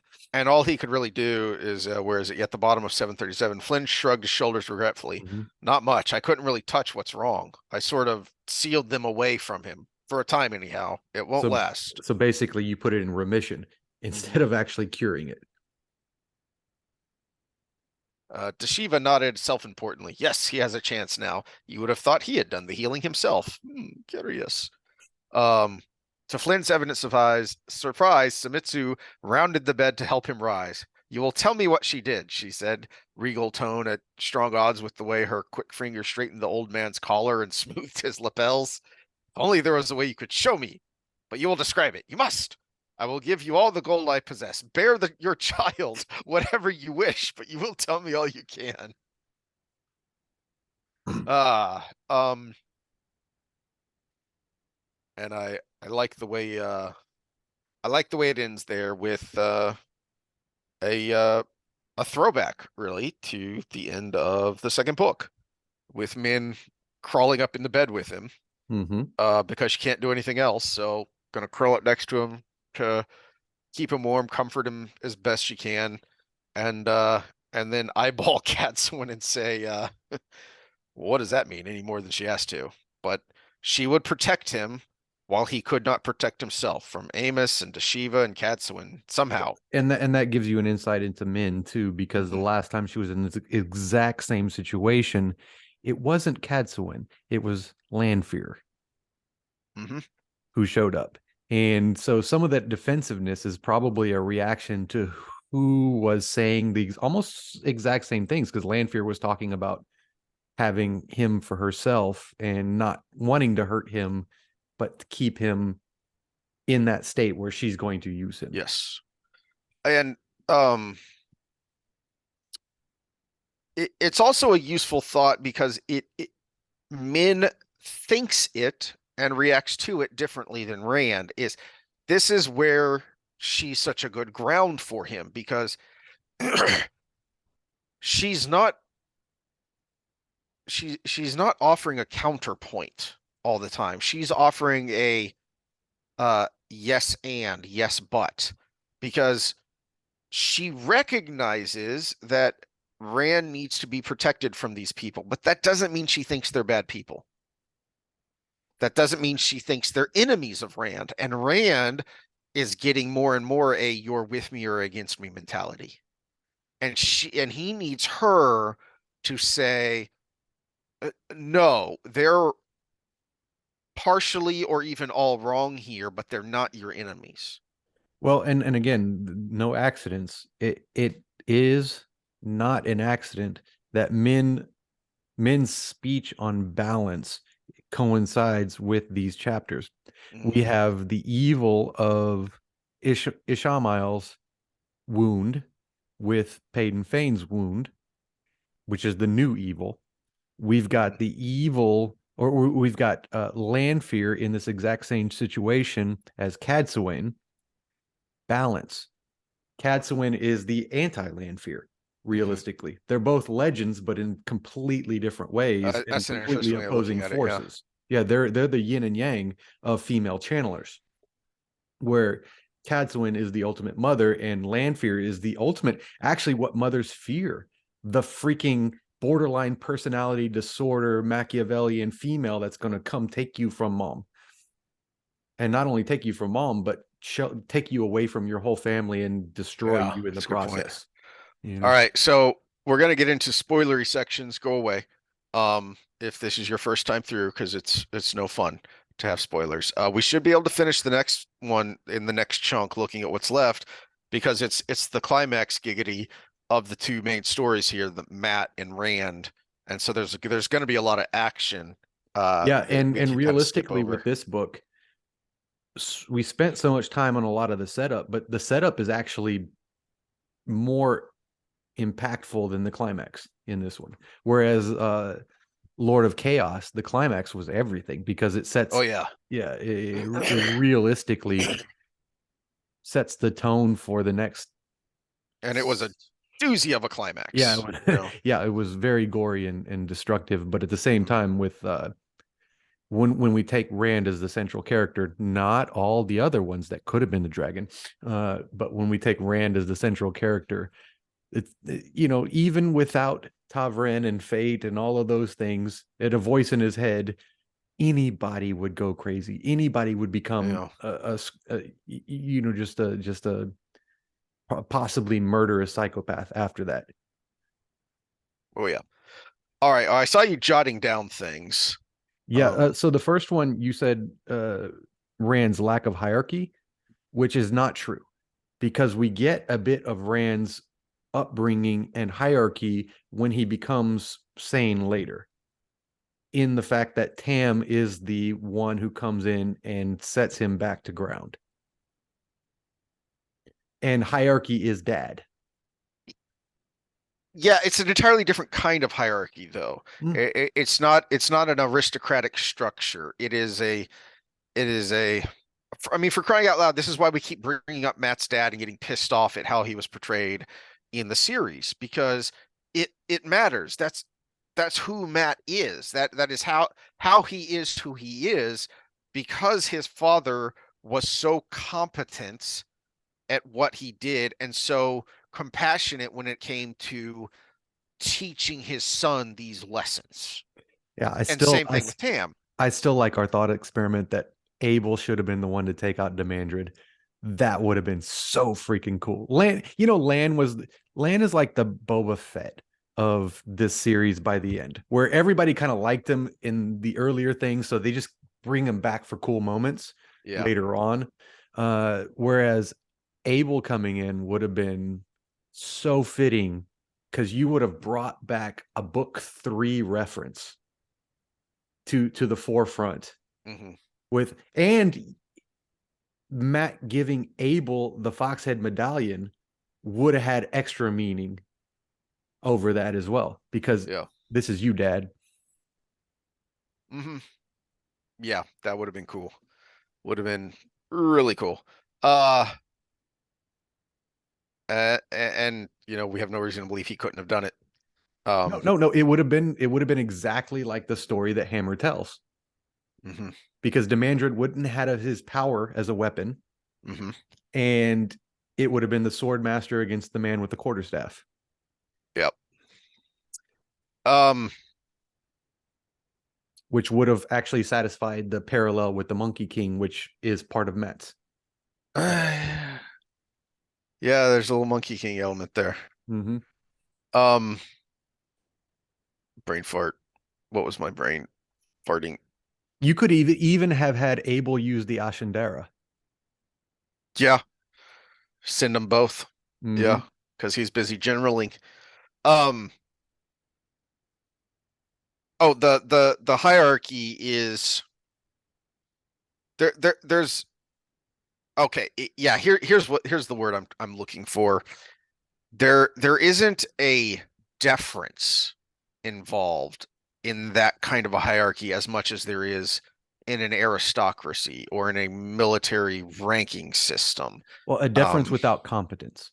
Because even in the mm, Tam scene later, we get competence because he ties his hand behind his back to fight Rand fair and square, mhm. mano y mano, blade master to blade master. Which is, you know, part of the because he's teaching. He's not done teaching. He's still the father. That's still his son, and his son needs him. And and he is competent enough to recognize this is what he needs and this is how it needs to be done. Which is funny. I just saw something in a from a biological evolutionary sense. Rand is about what, 22, where we're at now in the books, because he was 21-ish in Close to, 4. yeah. Yeah, so he'd be about 22, 23. So between the age of 14 and 24, men apparently are hardwired to rebel against their dads, Mm, which we all complain about as dads. You know, hmm. I'm the last person to listen to, and da da da. But that makes sense in a tribal group of 150, because how many men sticking around for forever is going to disrupt that balance and cause inbreeding and all of these things that are downstream of that. So they have to have this moment where they're like, I'm leaving the tribe, just like lions do leave the pride. They have to have this hardwired sense of, my parents aren't right, so I'm going to go do my own thing. And they go to another tribe and establish their dominance if they can, or not if they're weak. And Rand is in the middle of this phase when he leaves home. And if we really take a chronology, by the time book 14 happens, he's probably about 25 years old. Just on the tail end of that. When he makes the apples, he's right on the tail end of that. Mm. Interesting point. Can't, it's one of the, it is one of the scenes that I have been looking forward to since we started doing this. Is those two with Tam in particular, the one right after he has his kind of awakening where he just kind of collapses and starts sobbing on him, and then the sparring at the very end. Mm-hmm. Uh, to and then the very very end, because I have some thoughts there based on where we've been going in this reread.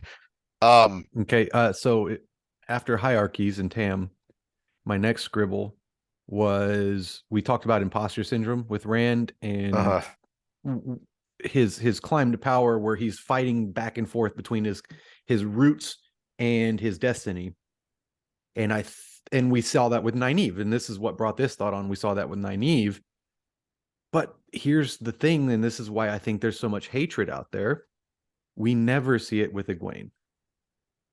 She has the opposite of imposter syndrome. She has entitlement the entire time. mm, Even when she gets smacked down, she still keeps, which we try to say is a good positive trait, she keeps pushing forward through being smacked down. But she never ever ever, even in her thoughts, has that moment of, I don't belong here, where all the other heroes that we love so much have mm, that moment throughout the book. In fact, the thing holding them back is those moments. Even Elaine has moments of, I don't belong here, but we never get that mm. from Egwene.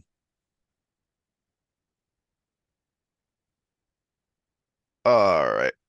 I think you What should be else able we to got? share if you just brought something up. Oh, No, I are you was just looking up? pulling up the comments from the Okay, last two from last. more. Okay, so we talked about the Arid Hall, Shadar Logoth. The evil is new, and that's I think what is throwing the pattern off a little bit. Is the Dark One is its own kind of evil. It's this Mhm. nihilistic type of evil, right? Whereas Shatter Logoth was a Machiavellian evil. It was a very human evil. It's the difference between lizard brain evil and cognitive brain evil. It's the, I do evil things because I'm reacting to the world, crimes of passion, crimes of survival, crimes of nature. Nature is metal, right?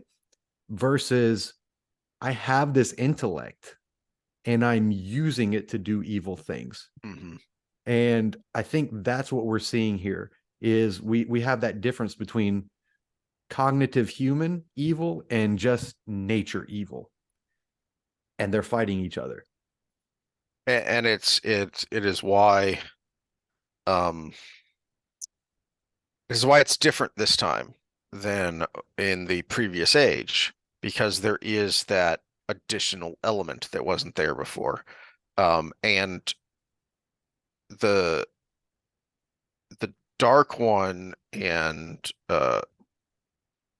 Ishamael are basically replaying the same game. They just figure this time we've got it because we have the upper hand. We are in the position of power. We were the rebellion last time. Now we're the authority. Well, and remember, Age of Legends was the most technologically advanced age there was. And it actually was the reintroduction of this thing they have become distant from, which is nature, Mhm.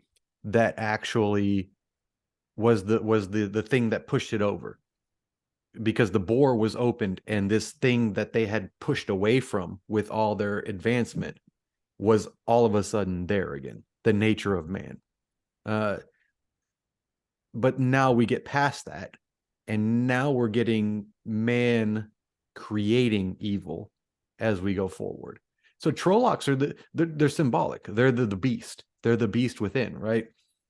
Whereas humans fighting humans, that ceases to be the beast within. That is, I am plotting, I am planning, I am doing these things for power, for the sake Mhm. of power, which is you get your kind of your postmodern take on it. Power is everything versus I'm just trying to survive and I do these bad things. Yeah. Yeah. All right. The last one I had was Deshiva, and Yes. you kind of alluded to it, but he guided Flynn to be the healer. Mhm. But we all know deep down inside, because we know who Dashiva is, and that's why I put it in spoilers. He's Agonor. Mhm. Agonor was the ultimate biologist. He was the one who made Trollocs. He was the one who made Halfmen. He was the one who made Dark Hounds. He understands biology probably more than anybody other than Semirage in the entire world at this moment. Yeah. He so he doesn't have the talent for healing, but you know darn well that he knows how it works. Mm-hmm. And probably even at that time knew better how it worked than people who could actually do it. Mm-hmm. All right. All right. So, Comments. I need to get those up here. yeah. So, uh first one here from Scott. Are you certain that Rand and the other man touching and merging is LTT? Remember Mincy's future visions of the pattern. Yeah, we No, were I trying not didn't. to be spoilerly there. We know Yes. we know And what I, that I we know didn't what bring the it up final in result spoilers. is. Yeah. I am 99.9% certain that that's not Lews Therin. No, That yeah, that it's Morden. that vision is the connection that happens with Moradin. And then what happens at the very end with the merging. I don't know if that was ever confirmed by by RJ or Sanderson. Um, if either of them said for sure, yeah, that vision was referring to Moradin, even after it became clear that there was this weird connection between Rand and Moradin. Um, I don't know if that was ever confirmed, but I'm almost positive that that's what that is. Um, as you say, even more so with what happens at the end. Well, Uh, and even with inside knowledge that excuse me, Jordan had written the end before he wrote most everything else. mhm, So yeah, yeah, we know he knew that he was going to have Morden merge with Rand, so Rand could survive even though he died. yep. You forgot about it, Rand and Egwene in Emmons Field because it never happened except in Rafe Judkins' twisted imagination. Wait, are you saying that someone in Hollyweird is just they're just making stuff up and they're not actually adapting the source material? You That mean seems it's an strange to me. adaptation? It's not an adaptation, it's a change? What? No, yeah, So weird. this is as a critical drinker would say, to reflect the world we live in today. It's yeah, but you can't ruin the story Mhm. to change that. And as I mean, I we've still think even in this series, there's so much progressivism in sexuality that you didn't need to do that. You could have actually highlighted the point that these country bumpkins weren't living in the world we live in today and made it work.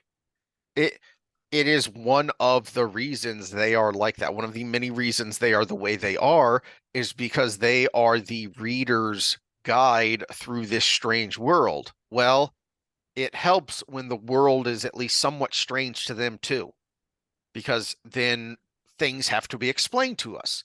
That's where you have your openings for exposition and explanation. Well, and if you're going to reflect the world we live in today and do it through sexuality, you better put forward some form of birth control because that's why things are the way they are today. And why they weren't for the almost the whole of human history. Yeah, yeah. It, I mean, for crying out loud, why? I don't know if this is actually true. I've heard this saying didn't come from the Roman times, but women are for children, boys are for fun. Yeah, that is I've heard that as well. Uh Yeah, because there are consequences when you have fun with the ladies. which is funny because the ladies have that hole too. Moving along. This isn't sexy time yet. Uh, yeah. I wouldn't hold my breath waiting for Judkins to change the course. He's already said he intends to double down on what he began. What little I have heard, I haven't been paying attention because I don't wanna. I see no reason for hope. So, I mean, they're doing the same thing with Rings of Power.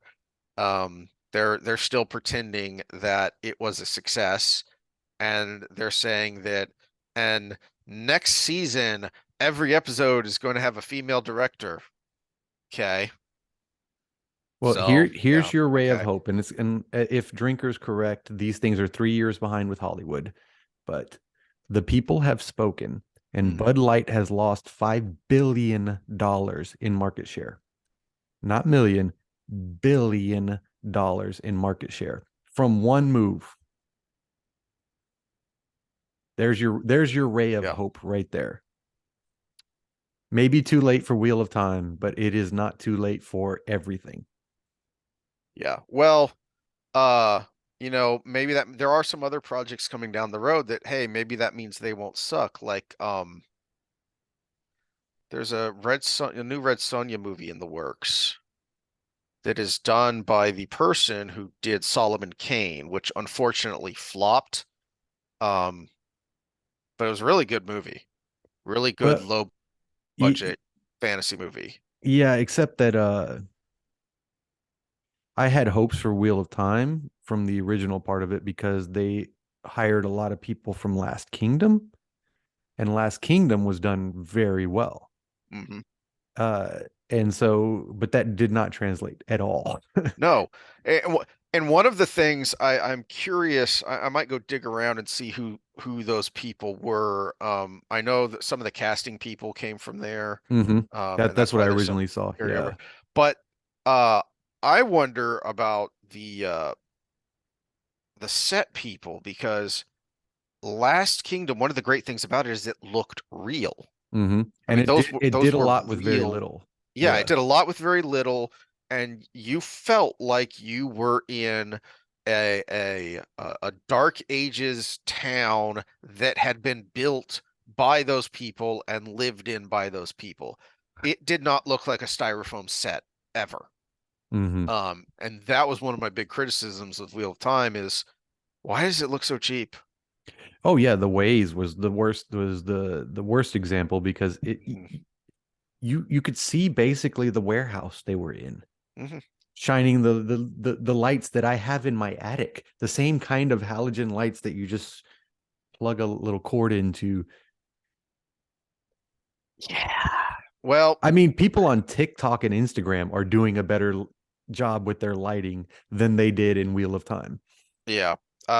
You know, maybe in 20 years the rights will get recycled and someone who is competent will do it, and then we can watch it with our grandkids. Well, that stuff is accelerated now because you can see failing businesses will try to sell off, or at least the floundering businesses, I should say, will try to sell off. And there's the hope that they'll lower the price down a little bit because they know their market Yeah. value and say, you know what, let's make something out of this and sell it off for enough to pay off everybody that was involved, and then somebody else come in, another studio come in. There is Yeah. that hope. I agree that there's no hope in Rafe, but there's hope that the business model itself will say, let's sell to somebody else. There was actually crap, I've forgotten who it was that referenced this. Um,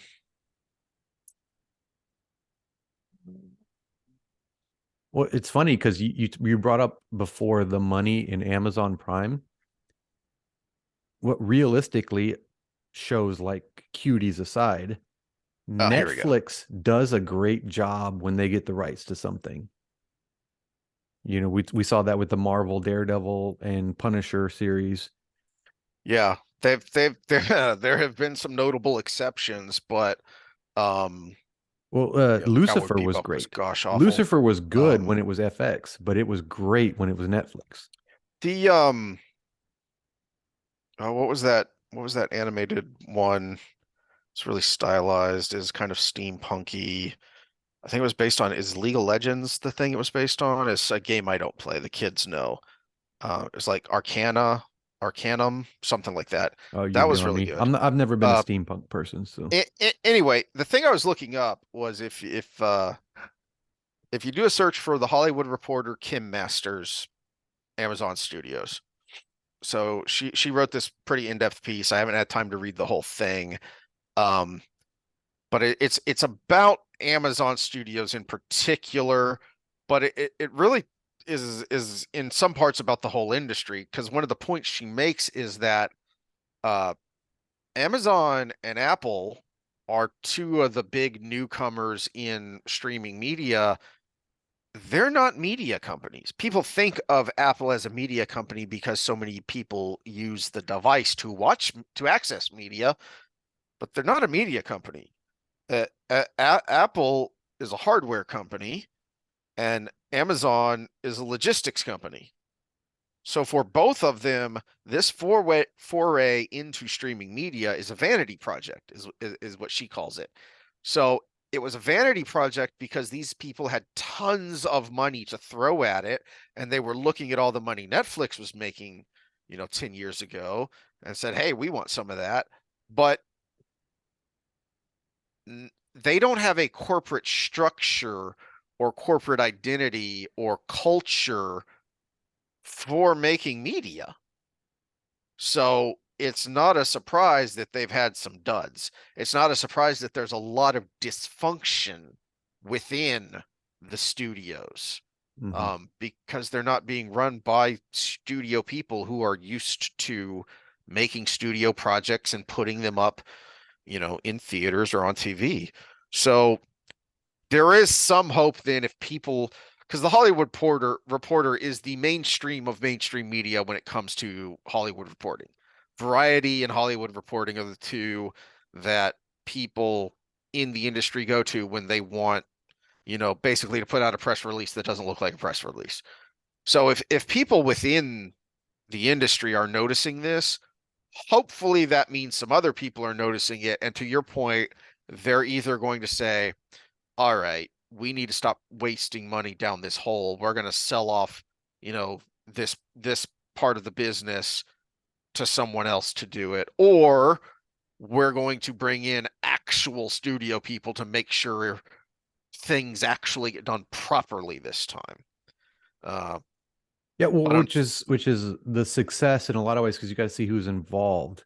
One reason I think Lucifer was so good was because it was produced by Jerry Bruckheimer, and he has, and this is an important point, he has the clout to be able to do what he thinks is artistically relevant without having to bow to or kowtow to the and, woke mob. and plenty of experience bringing projects to both the small and big screen. So Mhm. he knows what needs to be done to get it done.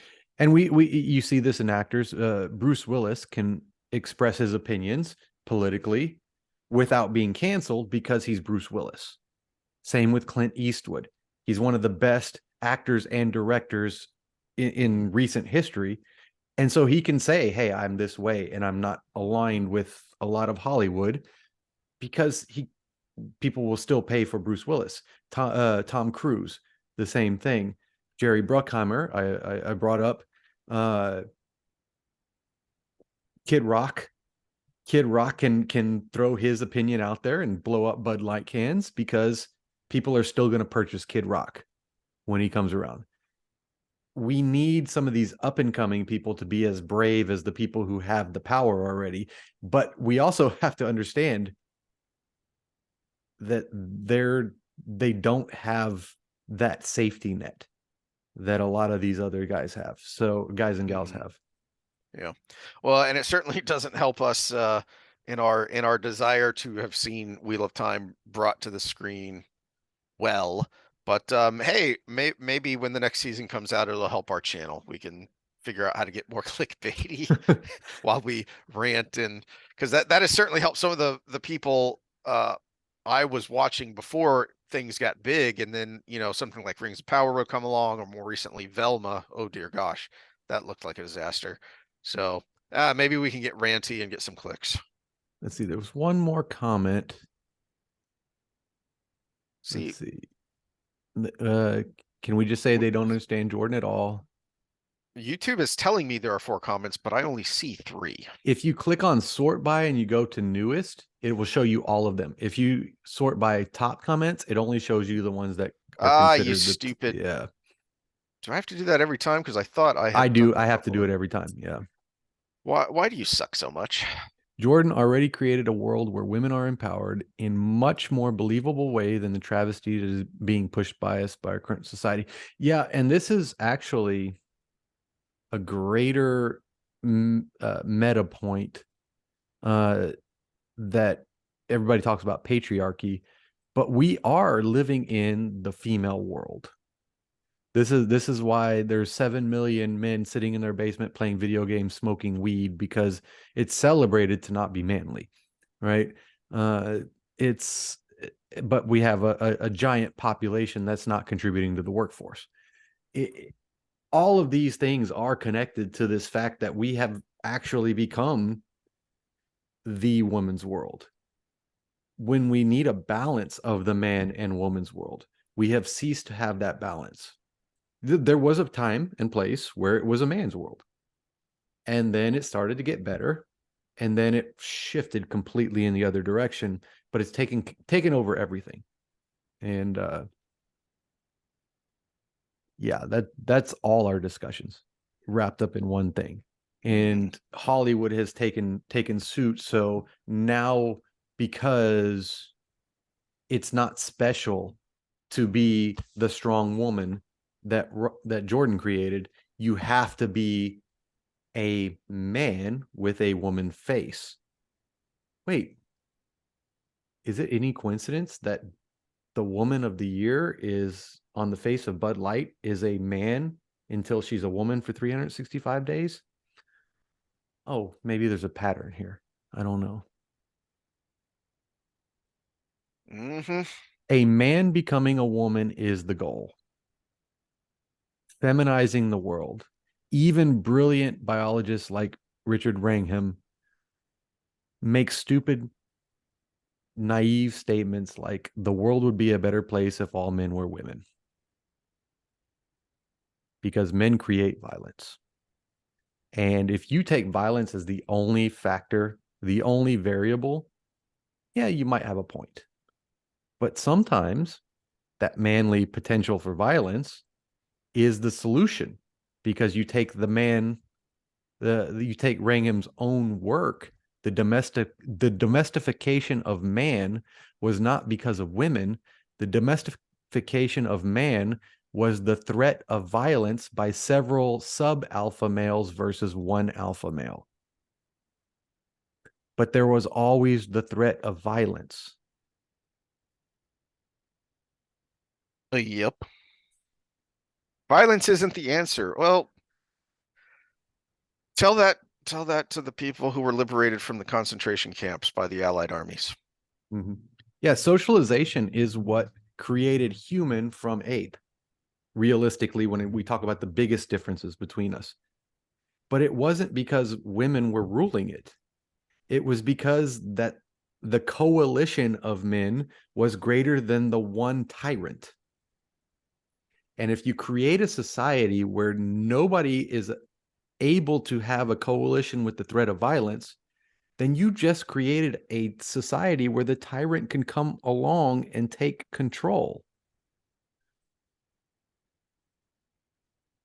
Oh, you're gonna put me down a rabbit hole, and I needed to go get stuff taken care of. But go watch the movie Equilibrium. They didn't just give the pills to the men. They gave them to everybody because women have emotions too. They just act on them differently. Well, the men stray to or tend towards physical violence, women towards reputational violence. If you are in a situation where everything is feminized, then the person who cares not about their reputation is going to come in and take control because no one will be able to stand up against them because the weapon used against them has no harm. It's like the werewolf coming in and nobody has a silver bullet because silver bullets were eradicated long ago. All right. Well, on that cheery note, um, Love to end our Wheel of Time discussions on a cheery note because we're about to get some more violence. oh yeah, lots more. It's good stuff too. Uh, good, good, good Matt violence, good Rand violence, and then we'll wrap it up and we'll be on to Path of Daggers, which I'm curious how that will end up because Path of Daggers is always kind of a meh book to me. It's a filler episode. Mhm. It's just it's the bridge between Crown of Swords and Winter's Heart is always kind of how I've thought of it. So I'll be curious to see what interesting nuggets we can pull out of that one. Yeah, well, it's always different on rereads, and this will be our Path of Daggers for me. That was about college, right? Hmm. Yeah, that's how I got into it because y'all Yeah, dorks so were so sitting around 98. talking about it Yeah. because it was finally about to come out after a long delay because of New Spring and Big White Book. Yeah, so 98. Uh I think I started slowing down at that point. So I probably only read this one about four times, four or five. But Yeah. I'll give it a reread. I got a book to help me keep up with everything because Ah, I have nifty. to read all the scientific papers for us. I have to read all of these social And then we occasionally have things we actually want to read. yeah. And so but I have to keep up with this because now we're getting to the Ugh, point where I'm losing memory of exactly what happened yeah, as we go. So I'm trying to get to where I can read a little bit faster. Hopefully the first audiobook I ever got was How to Read Faster, which is a interesting. touch of irony there, but it didn't help one bit. So hopefully this one helps a little bit better. All right, well, we will see y'all next week to wrap it up. All right, and you'll be here this weekend. If the weather's super bad on Saturday, maybe we'll record something. We'll just get my the mic I can clip, and we can pass it back and forth for good sound. So, Fulio. all right, later.